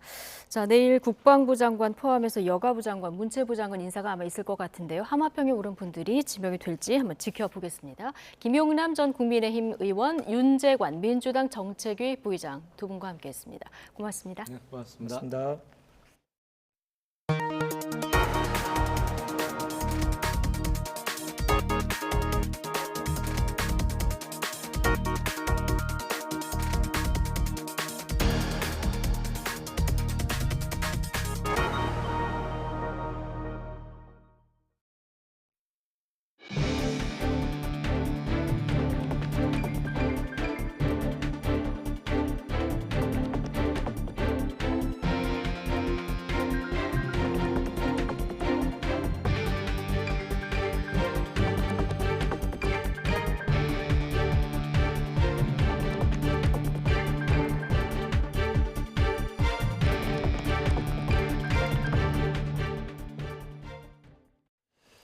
러시아를 방문 중인 북한 김정은 국무위원장의 모습이 처음으로 공개됐습니다. 러시아 매체는 김정은 위원장이 전용 열차를 타고 연해주 하산역에 도착해 러시아 관리들의 환영을 받은 지난 10일의 모습을 방송했습니다. 영상 공개는 화면 속 김 위원장을 만난 알렉산드로 코즐로프 러시아 천연자원부 장관의 지시로 이루어졌다고 러시아 매체 RBK가 보도했습니다. 지난 10일 북한에서 전용 기차를 타고 러시아로 향한 김 위원장은 그날 오전 국경을 넘어 러시아 연해주 하산역에서 잠시 내렸던 것으로 전해졌습니다. 네, 오늘 러시아에 진입한 김정은 국무위원장의 전용 열차는 방금 보신 연해주역을 지나서 지금 북쪽으로 더 이동 중입니다. 러시아 관영 리아 노보스티 통신은 현지 시각으로 12일 김 위원장의 장갑 열차가 연해주의 라즈돌라야 강을 가로지르는 철도를 건너서 북쪽으로 이동하고 있다, 이렇게 보도했습니다. 러시아에 진입한 김 위원장의 전용 열차는 블라디보스토크가 아닌 다른 지역으로 향하는 것으로 관측됩니다. 네, 이번 북러 정상회담에서는 러시아에 대한 북한의 재래식 무기체계 지원 방안과 러시아의 첨단 기술 이전 문제가 중점적으로 논의될 것으로 예상됩니다. 2019년과는 달리 북한의 군부 실세가 대거 수행길에 오르면서 구체적으로 어떤 무기체계 등이 협상 테이블에 오를지 김문경 기자가 짚어봤습니다. 지난 2010년 북한이 연평도 포격 도발 때 사용한 무기 가운데 하나인 122mm 방사포입니다. 1960년대 소련의 BM-22를 기반으로 만든 북한의 다연장 로켓입니다. 1980년대에 배치한 240mm 대구경 방사포 역시 소련제 BM 시리즈 다연장 로켓을 기반으로 만들어졌는데 2020년 10월 열병식에서 신형이 선을 보였습니다. 현재 러시아가 보유하고 있는 로켓과 동일 구경으로 포탄은 즉각적인 실전 투입이 가능합니다. 여기에 152mm, 170mm 장사정 포탄과 함께 북한판 이스칸데르급 미사일 KN-23, 불세로 알려진 대전차 미사일 등도 이번 정상회담 테이블에 오를 가능성이 높습니다. 평탄 로켓탄 곡사포탄은 북러가 동일 구경을 사용하는 것이 많기 때문에 북한이 지원을 하면 당장 우크라이나전에 사용될 수 있고요. 기계화 차량 등은 후속 군수 지원이 필요해서 장기 과제로 이루어질 것으로 보입니다. 앞서 영국 국방부는 올해 3월 포탄 등이 바닥난 러시아군이 우크라이나군 거점을 총과 삽으로 공격하라는 명령을 받았다고 밝혔는데 북한의 방사포탄과 장사정 포탄은 다급한 러시아가 지원 1순위로 꼽는 무기체계로 관측됩니다. 러시아는 앞서 지난 7월 세르게이 쇼이구 러시아 국방장관을 북한 열병식에 보낸 것을 계기로 북한과의 군사협력을 가속화하기 시작했습니다. 국방안전 분야에서 호상 관심사로 되는 문제들과 지역 및 국제안보 환경에 대한 평가와 의견을 교환했으며 교류 일치를 보았습니다. 지난 2019년 정상회담 때 리용호 외무상 등을 주요 수행으로 내세웠던 북한도 이번엔 군부 실세들을 대거 앞세우며 이에 호응한 모습입니다. 북한은 무기 지원 대가로 아직 확보하지 못한 대륙간 탄도미사일 재진입 기술과 군사 정찰 위성 기술, 핵추진 잠수함 기술 이전 등을 요구할 가능성이 커 우리나라를 비롯한 국제사회가 계속해서 우려의 목소리를 내고 있습니다. YTN 김문경입니다. 김정은과 푸틴의 무기거래 회담에 대해서 중국은 북러 사이의 일이라고 선을 그었습니다. 대신에 경제협력에 방점을 찍으며 서방 제재 구멍을 내고 있습니다. 베이징에서 강정희 특파원입니다. 블라디보스토크에서 열린 제8차 동방경제포럼. 블라디미르 푸틴 러시아 대통령과 장궈칭 중국 국무원 부총리가 나란히 앉았습니다. 푸틴은 최근 몇 년간 양국 관계가 역사적으로 유례없는 수준에 도달했다고 치켜 세웠습니다.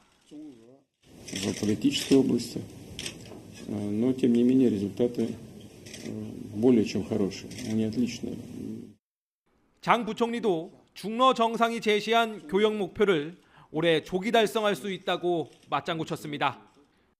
2024年双边贸易额达到2000亿美元这个目标，今年渴望提前实现，而且是超额实现。 실제 양국 간 무역 규모는 이미 지난해 2천억 달러에 육박했고 올해 상반기까지 추세를 보면 초과 달성은 시간 문제입니다. 이번 포럼에선 지난 7월 재가동에 들어간 블라디보스토크 자동차 공장에 중국이 부품을 대기로 하는 등 서로 실익도 챙겼습니다. 러시아의 우크라이나 침공 이후 일본 자동차 업체 마쓰다가 철수하면서 가동을 멈췄던 곳입니다. 북한과 마찬가지로 중국의 경제적 후원이 서방 제재에 숨통을 틔워주는 역할을 하는 겁니다. 10월 1대1로 정상포럼 땐 전범 수배 중인 푸틴을 베이징으로 초청해 밀착을 과시할 예정입니다. 그러나 겉으론 북한과 러시아에 보낸 대표단의 격을 낮추고 임박한 무기거래 회담에도 선을 그었습니다. 朝鲜领导人对俄罗斯的访问，这是朝俄之间的安排。 궁지에 몰린 푸틴과 김정은이 직접 만나 서로의 가려운 곳을 긁어주게 된 배경입니다. 중국 외교부는 몇 달 안에 북한 김정은 위원장을 초청할 계획이 있느냐는 질문에 대해서도 알려줄 정보가 없다고 잘라 말했습니다. 베이징에서 YTN 강정규입니다. 모로코에서 발생한 강진으로 숨진 희생자가 2,900명을 넘었습니다. 네, 통상 구조의 골든타임으로 여겨지는 72시간이 지났지만 한 명이라도 더 구조하기 위해서 구조대들은 최선을 다하고 있습니다. 김진호 기자의 보도입니다. 어린 딸의 시신을 아는 아버지가 살아남은 주민들과 매장을 준비합니다. 이런 식의 매장이 지진 피해 지역 곳곳에서 벌어지고 있습니다. 이번 지진으로 숨진 사람이 3,000명에 가깝고 다친 사람도 2,500명이 훌쩍 넘어섰습니다. 사망자 수는 하루 만에 700명 넘게 늘어나며 생존자들의 마음을 아프게 하고 있습니다. 지진 당시 가까스로 빠져나온 생존자는 사고 현장을 떠나지 못하고 구조 소식을 애타게 기다리고 있습니다. Nobody was here to help us that night. Many people were screaming. I was so lucky to get out of my house. Blood poured from my head. 한 명이라도 생존자를 더 구해내기 위해 수색 작업은 계속되고 있습니다. 해외 구조대도 본격 구조 작업에 나섰습니다. 스페인군 긴급구조대 56명과 구조견 4마리가 현지에 도착한 데 이어 카타르에서도 87명의 인력과 구조견 5마리를 파견해 구조 활동에 나섰습니다. 영국도 수색 구조 전문가 60명, 수색견 4마리, 구조 장비를 모로코에 파견했습니다. 처참하게 파괴된 현장에서 구조 작업에 나서면 생존자보다는 시신을 찾는 일이 많습니다. Don't get me wrong, we often shed a tear when we're telling people bad news, but you know this is what we do. We're trained to do it. They need us to be strong, focused, task focused. 다행히 막혔던 길들이 뚫리면서 구조 작업에 활기가 돌기 시작했지만 적극적인 구조 활동을 위한 인력과 장비가 도달하지 못하는 산악 지역 등이 적지 않기 때문에 구조대가 갈 길은 아직 멀어 보입니다. YTN 김진호입니다. 2,000명 넘는 사망자가 발생한 모로코 지진 당시 현지에서는 유네스코 세계 지질공원 총회가 열리고 있었습니다. 관계 공무원 등 우리 국민 80여 명도 총회에 참석했는데 상상하고 싶지 않은 위기의 순간을 경험해야 했습니다. 이윤재 기자가 직접 만났습니다. 건물에서 벽돌이 우수수 떨어집니다. 흙먼지가 일고 사람들이 정신없이 뛰어나옵니다. 현지 시각 지난 8일 밤 11시 11분 규모 6.8 지진이 모로코를 덮친 순간입니다. 세계 지질공원 총회 참석을 위해 현지를 찾은 김정훈 주무관이 일정을 마치고 막 침대에 누운 때였습니다. 잠이 들려고 하는데 진동이 느껴지더라고요. 그 순간 몸으로 이제 직감을 했어요. 바로 지진이다. 근데 진동이 너무 심해지더라고요. 흔들림이. 그래서 순간적으로 이대로는 건물이 무너질 정도인 것 같다. 지질학 박사로 우리나라에서 경주와 포항 지진을 겪었지만 10배 이상 큰 충격에 온몸이 얼어붙었습니다. 바깥에 차량들이 심하게 움직이면서 경적을 내는 소리, 복도에 사람들이 대피하는 소리 이런 것들이 막 들렸습니다. 이대로 죽는 건가? 그래서 몸도 경직되고 너무 두려움에 떨었는데 김 주무관이 묵었던 호텔은 진앙과 70km 넘게 떨어져 있어 큰 피해는 없었습니다. 하지만 제주도에서 출장 온 공무원들이 묵은 호텔은 건물 일부가 부서지기도 했습니다.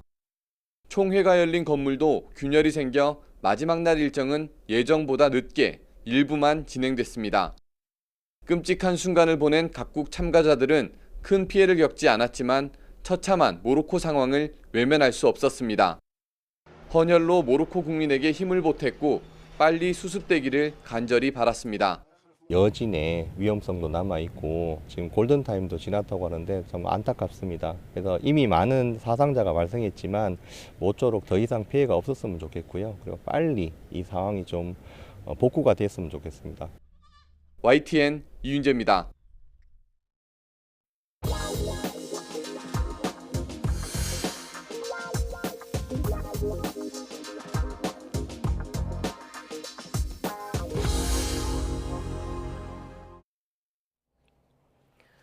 대전 초등학교 교사 사망과 관련해 가해 학부모가 운영하는 것으로 알려진 가게가 프랜차이즈 본사와의 계약을 해지했습니다. 해당 프랜차이즈 본사는 점주가 사실관계 여부를 떠나 브랜드와 다른 지점에 피해를 주지 않고자 자진 폐업 의사를 전달해왔고 어제부로 가맹 계약을 해지했다고 밝혔습니다. 지난 5일 극단적 선택을 한 교사가 일부 학부모의 악성 민원에 시달린 것으로 알려지면서 가해자로 지목된 학부모가 운영하는 가게들의 거센 비판이 이어지고 있습니다. 국민의힘과 정부는 교사가 아동학대 혐의로 수사받을 때 수사기관 등이 교육감의 의견을 의무적으로 듣도록 관련법 개정을 추진하기로 했습니다. 당정은 오늘 국회에서 회의를 열고 이 같은 내용이 담긴 아동학대 범죄의 처벌 등에 관한 특례법 개정안을 발의하기로 뜻을 모았습니다. 또 이런 취지를 반영해 경찰청 수사 지침을 바꾸고 교사가 아동학대로 신고됐을 때 정당한 사유 없이는 직위 해제 처분을 못하도록 관련 요건을 강화하기로 했습니다. 농림부 산하 농림축산검역본부 소속 공무원이 초과 근무 수당을 부당 수령한 게 아니냐는 의심 정황이 담긴 영상을 YTN이 제보를 통해서 입수했습니다. 13개월 동안 촬영된 관련 영상과 사진은 모두 3천여 개, 파일 용량은 전체 36GB가 넘는데요. 일과 시간 이후에 골프 치고 저녁밥 먹고 잠깐 사무실에 다시 들어와서 나중에 초과 수당을 신청하는 장면이 그대로 담겨 있습니다. 제보는 Y 김민성 기자입니다. 날이 일찍 저문 저녁, 한 무리가 건물 안으로 들어갑니다. 이들이 찾은 곳은 골프 연습장. 2시간가량 골프를 치고 이번엔 식당에 들어갑니다. 일행과 헤어진 뒤 우산을 들고 혼자 사무실에 들어가는 이 남성은 농림축산검역본부 소속 김모 사무관입니다. 사무실 복귀 20분 만에 나와 관사로 돌아간 김 사무관이 이후 신청한 초과 근무는 2시간. 근무 사유는 국경검역 상황실 운영이라고 적었습니다. 영상이 촬영된 시점은 호남지역본부 관할인 전남을 중심으로 고병원성 조류 인플루엔자 AI가 창궐하던 2021년 11월 11일이었습니다. 이번엔 2022년 6월 16일, 역시 저녁 6시 이후에 사무실에서 나가 골프와 식사를 마치고 저녁 8시에 사무실에 복귀한 김 사무관. 불과 3분 만에 다시 나오는데 이날 초과 근무수당 1시간을 신청했습니다. 이런 초과 근무수당 부당 수령 의혹이 영상에 잡힌 건 2021년 9월부터 이듬해 10월 사이 30여일 정도입니다.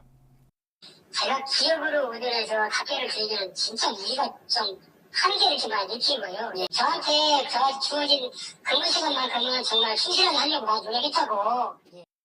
김 사무관과 같이 골프 연습을 다녔던 당시 호남지역 본부장은 김 사무관이 퇴근 처리를 하고도 자리에 남아있는 모습을 많이 봤다며 제기된 정황은 아직 조사 결과가 나오지 않은 의혹일 뿐이라고 반박했습니다.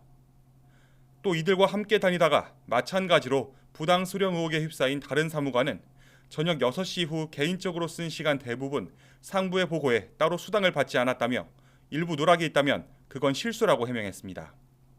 공무원이 초과 근무 수당을 부당 수령할 경우 그 금액과 비위의 정도, 과실 여부에 따라 최대 파면도 될 수 있습니다. 농림축산검역본부 호남본부는 문제를 제기하는 사람이 누군지 알 것 같다며 그 사람이 자세한 내용을 말해주지 않아 관련자에 대한 징계나 자체 조사는 하지 않고 있다고 밝혔습니다. 하지만 취재가 시작되자 관련 영상을 확보한 다음 일단 자체 조사를 진행할 방침이라고 밝혔습니다. YTN 김민성입니다. 국회 합의에 따라 국민권익위원회가 다음 주부터 국회의원에 대한 코인 전수조사를 시작합니다. 불법 자금이나 이해충돌 위반 여부를 밝혀내는 게 중요한데 주어진 조건을 보면 권익위 조사가 얼마나 성과를 낼지는 의문입니다. 이승배 기자입니다. 지난 5월 여야는 국회의원의 가상자산 보유 전수조사에 응하겠다는 결의안을 통과시켰습니다. 국민의힘에서는 가상자산 전수조사는 반드시 해야 되고 반드시 이루어질 것이다라고 믿고 있고요. 가상자산도 분명히 자산이기 때문에 당연히 전수조사해서 신고해야 된다. 이후 석 달여 만에 권익위에 개인정보 제공 동의서를 제출하면서 다음 주부터 본격적인 조사가 시작됩니다. 경찰과 금감원 등 외부 조사관을 포함해 30명으로 특별조사단을 꾸리고 90일 동안 국회의원의 코인 거래와 보유 현황 등을 확인합니다. 그런데 정작 제일 중요한 이해충돌 위반 여부는 사실상 확인할 수 없다는 지적이 권익위 내부에서부터 나옵니다. 법적 권한이 없다는 겁니다. 공직자 이해충돌 방지법에 따라 조사를 하는데 현행법상 국회의원의 입법 활동은 이해충돌 회피 의무 예외로 규정돼 있습니다. 이 코인을 가진 상태에서 국회의원이 관련 법안을 만들었다고 해도 이해충돌 위반인지 판단 자체를 못한다는 뜻입니다.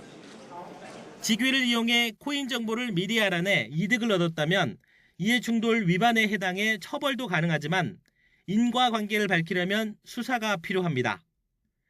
가상자산 거래소를 제외한 다른 금융기관의 계좌나 거래 정보를 제공하지 않아 자금 출처나 불법 자금 세탁 등 위법 사항을 조사할 수도 없습니다. 여기에 배우자와 자녀 등 가족들에 대한 코인 조사도 이번 전수조사에선 빠졌습니다. 현재로선 코인을 가진 국회의원이 누구고 어떤 코인을 사고 팔았는지 그리고 국회 신고는 잘 됐는지 확인하는 수준에 그칠 가능성이 큽니다. 상임위원회에서 국회의원의 법령과 관련된 활동은 이해충돌 방지법 위반 여부를 판단하는데 법령에서 제외하고 있기 때문에 좀 어려움이 있다는 것을 말씀드리는 것입니다. 해외 가상자산에 대한 조사 역시 별도 제한을 두고 있진 않지만 현실적으로 조사할 수 있는지는 불투명하다고 권익위는 답했습니다. YTN 이승표입니다.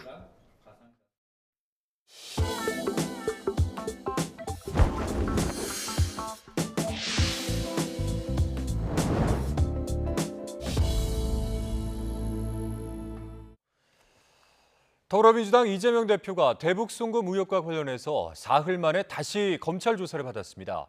이 대표는 자신을 왜 불렀는지 모르겠다면서 귀갓길에 검찰을 강하게 성토했는데요. 직접 들어보시죠.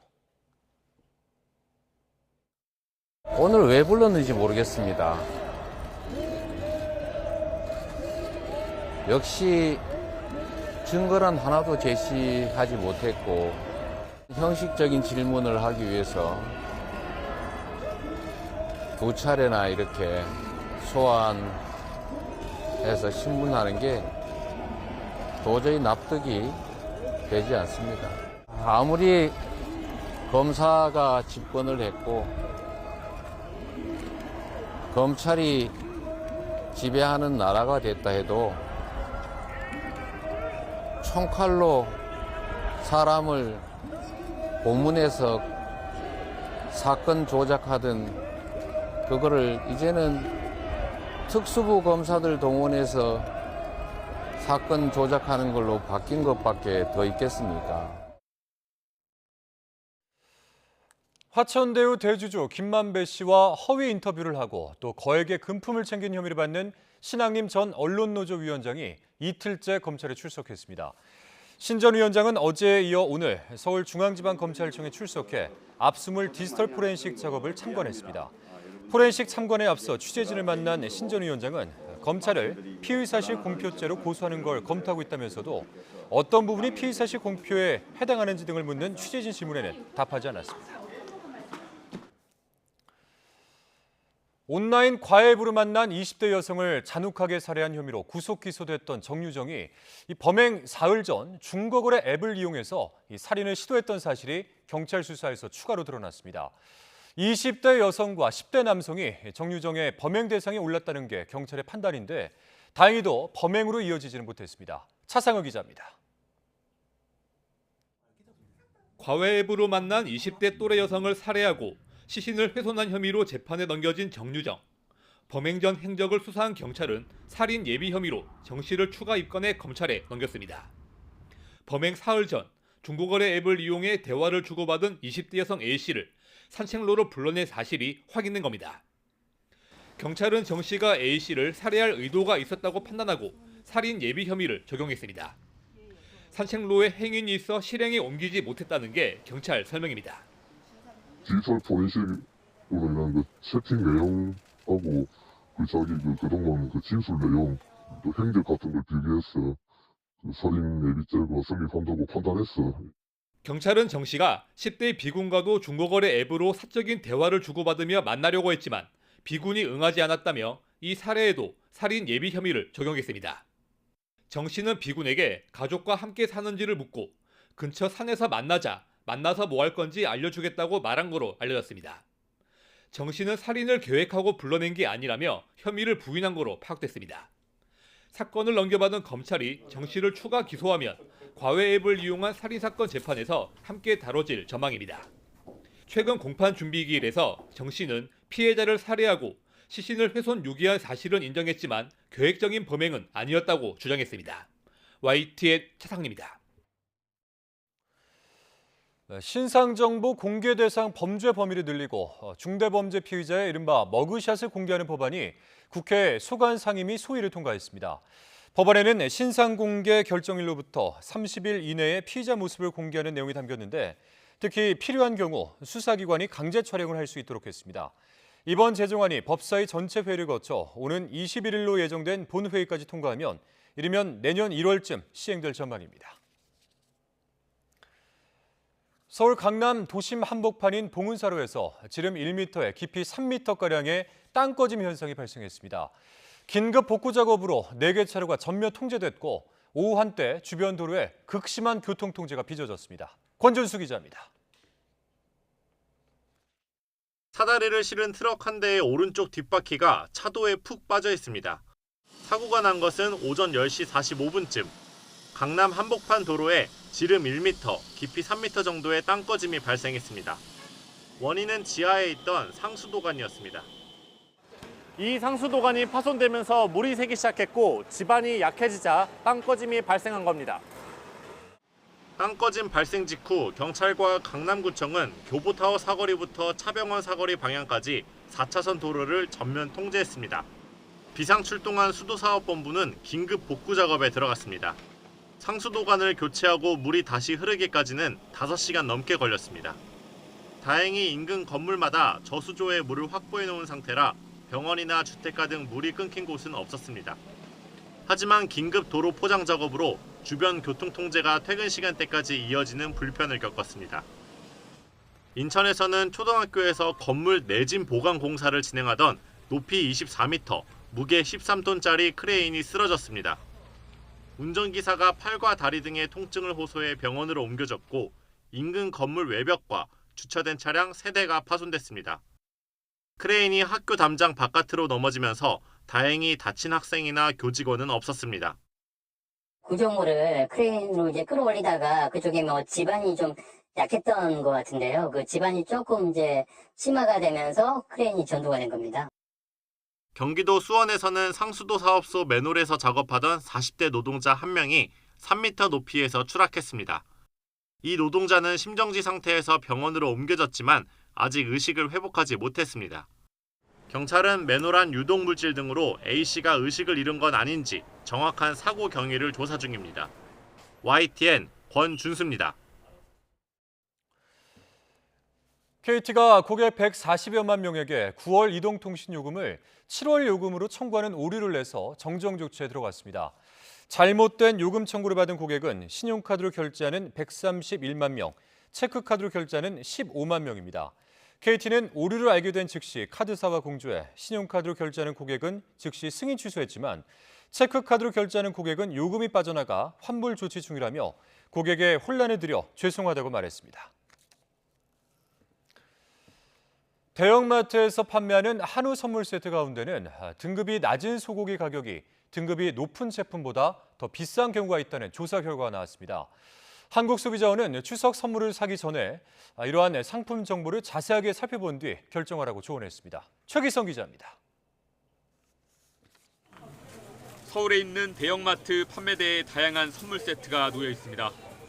명절을 앞두고 소비자 관심이 높아지면서 소비자원은 추석 선물 사전 예약 페이지 선물 세트 가격을 비교 조사한 결과를 발표했습니다. 이마트와 롯데마트, 홈플러스, 하나로마트에서 판매한 추석 선물 세트 품목 가운데 한우와 사과, 배가 대상입니다. 홈플러스에서 판매하는 원플러스 등급 한우 갈비 세트는 100g당 가격이 2플러스 등급인 이마트 한우 갈비 세트보다 717원 더 비쌌습니다. 홈플러스는 이마트와 구성이 다른 상품으로 단순 가격 비교가 어렵다고 해명했습니다. 이마트에서 파는 원플러스 등급 한우 등심 세트는 100g당 가격이 3만 원으로 2플러스 등급 하나로마트 등심 세트보다 가격이 더 나갑니다. 이마트는 유명 식당과 협업해 하루 30세트만 한정 판매하는 상품이고 카드사 혜택을 적용하면 20% 추가 할인이 가능하다고 설명했습니다. 과일 선물 세트는 사과 100g당 평균 가격이 1,716원인데 배는 1,101원으로 배가 사과보다 615원 더 저렴했습니다. 소비자원은 구매자들의 판단을 돕기 위해 유통업체별 추석 선물 세트 할인 정보를 참가격 사이트를 통해 제공하기로 했습니다. 판매 정별로 진행되는 할인 행사가 다양하기 때문에 각종 판매 정보를 꼼꼼하게 비교해보고 합리적으로 제품을 선택하시면 좋으실 것 같습니다. 소비자원은 지난 1일 유통업체와 간담회를 진행해 관련 내용에 대해 개선을 요청했습니다. YTN 최기성입니다. 네, 요즘 중고거래 사이트에서는 의약품을 사고 파는 글을 심심치 않게 보실 수 있을 겁니다. 심지어 국내에서 허가조차 받지 않은 의약품을 해외에서 들여와 거래하는 사례까지 늘고 있습니다. 조영성 기자가 보도합니다. 중고거래 플랫폼에서 검색해보니 저렴한 가격에 탈모약을 판다는 글이 잇따라 나옵니다. 해외에서 들여왔다는 영양제 글도 줄을 잇는데 모두 약사법 위반입니다. 의약품 중고거래는 해당 약의 안전성이 검증되지 않았다는 점에서 특히 위험합니다. 보관 중에 변질 가능성도 상당히 많이 있습니다. 우리나라에서 허가받지 않은 의약품도 해외 직구로 하시는 분들이 꽤 있거든요. 유효성이나 안전성이 검증이 안 됐기 때문에 식품의약품안전처가 온라인 중고거래 플랫폼 4곳에서 적발한 의약품 불법 판매 광고 게시물은 360여 건이나 됩니다. 유형별로는 피부질환 치료제가 가장 많았고 탈모 치료제, 소화제나 위장약 등이 뒤를 이었습니다. 대부분 해외 직구나 구매 대행으로 들여왔고 국내에서 허가되지 않은 의약품이 많습니다. 식약처는 전문 의약품에 해당하는 당뇨약이나 전립선 비대증, 발기부전 치료제 등의 거래글에 대해서는 수사를 의뢰했습니다. 전문 의약품에 해당하면서 부작용, 이상반응 사례가 크게 나타날 수 있는 제품들을 선별해서 수사를 했습니다. 전문 의약품뿐 아니라 영양제나 건강기능식품을 중고거래하는 것도 위법입니다. 특히 명절 전후로 수요가 늘어나는 홍삼 선물 세트 등도 중고거래할 경우 벌금이 부과될 수 있어 주의가 필요합니다. YTN 조용성입니다. 어느덧 11일 앞으로 다가온 2022-2023 항저우 아시안게임 개막을 앞두고 대한민국 선수단의 결단식이 열렸습니다. 최고령 73살 브리치 대표부터 최연소 11살 체스 대표까지 선수들은 한마음으로 선전을 다짐했습니다. 보도에 이지은 기자입니다. 캐주얼한 하얀 단복을 입은 선수들이 설렘을 안고 결단식에 모였습니다. 할머니와 손녀뻘인 최고령 이명과 최연소 김사랑. 나이 차이는 62살이지만 나란히 태극마크를 단 동료입니다. 인생의 깜짝 선물과 비슷한 기회가 온 거라요. 최대한 내가 알고 있는 거는 절대 놓치지 말아야지 하는 생각하고 아시안게임 메달을 목에 걸어서 한국의 체스를 널리 알리고 싶어요. 기대를 모으는 수영 간판 황선우는 개영 신기록을 자신했습니다. 개영 800m 같은 부분이 앞쪽에 경기가 있어서 그런 체력 관리 부분이 굉장히 잘 될 것 같아서 이번 항저우 아시안게임에서 한국 신기록은 무조건 깰 수 있을 것 같아요. 탁구 세계 랭킹 9위 신유빈은 만리장성을 넘어 메달 수확을 노리고 연습했던 걸 경기에서 완벽하게 다 사용을 해야 중국 선수들을 이길 수 있기 때문에 늘 평소대로 후회 없는 경기를 만들면 좋은 결과도 같이 따라오지 않을까 생각합니다. 펜싱 구봉길은 대회 4연패와 한국 최다 금메달 기록에 도전합니다. 누구에게나 찾아오지 않는 기회라고 생각을 해요. 그렇기 때문에 제가 좀 더 집중하고 더 철저히 준비를 해서 코로나19로 5년 만에 열리는 아시안게임. 39개 종목에 1,100여 명이 출전하는 우리나라는 종합 3위를 지키겠다는 목표로 다시 뜨거운 도전을 시작합니다. YTN 이준입니다. 9월 중순이 돼서야 드디어 낮에도 가을다운 날씨가 찾아옵니다. 비가 내리면서 늦더위가 누그러질 것으로 보이는데요. 우선 내일 서울 아침 기온이 23도로 아침 기온은 오늘보다 조금 높겠지만 낮 기온은 25도로 오늘보다 5도가량 낮아지겠습니다. 한낮에도 선선하게 느껴질 수 있는 만큼 옷차림에 신경 써주시기 바랍니다. 오전에 서쪽 지방에서 비가 시작돼 오후에는 전국으로 확대되겠고 모레까지 영동부와 전남, 영남에 최고 60mm, 다른 지역에는 10에서 40mm의 비가 내리겠습니다. 내일 아침 기온은 서울 23도, 대전 22도, 광주 22도, 부산 24도로 오늘과 비슷하거나 조금 높겠습니다. 낮 기온은 서울이 25도, 대전 25도, 광주 26도, 대구 27도로 오늘보다 3도에서 5도가량 낮겠습니다. 오락가락 비가 이어지면서 주 후반에도 전국에 비가 내릴 전망입니다. 날씨 정보였습니다. 네, YTN 뉴스나이트 마치겠습니다. 함께해 주신 여러분 고맙습니다.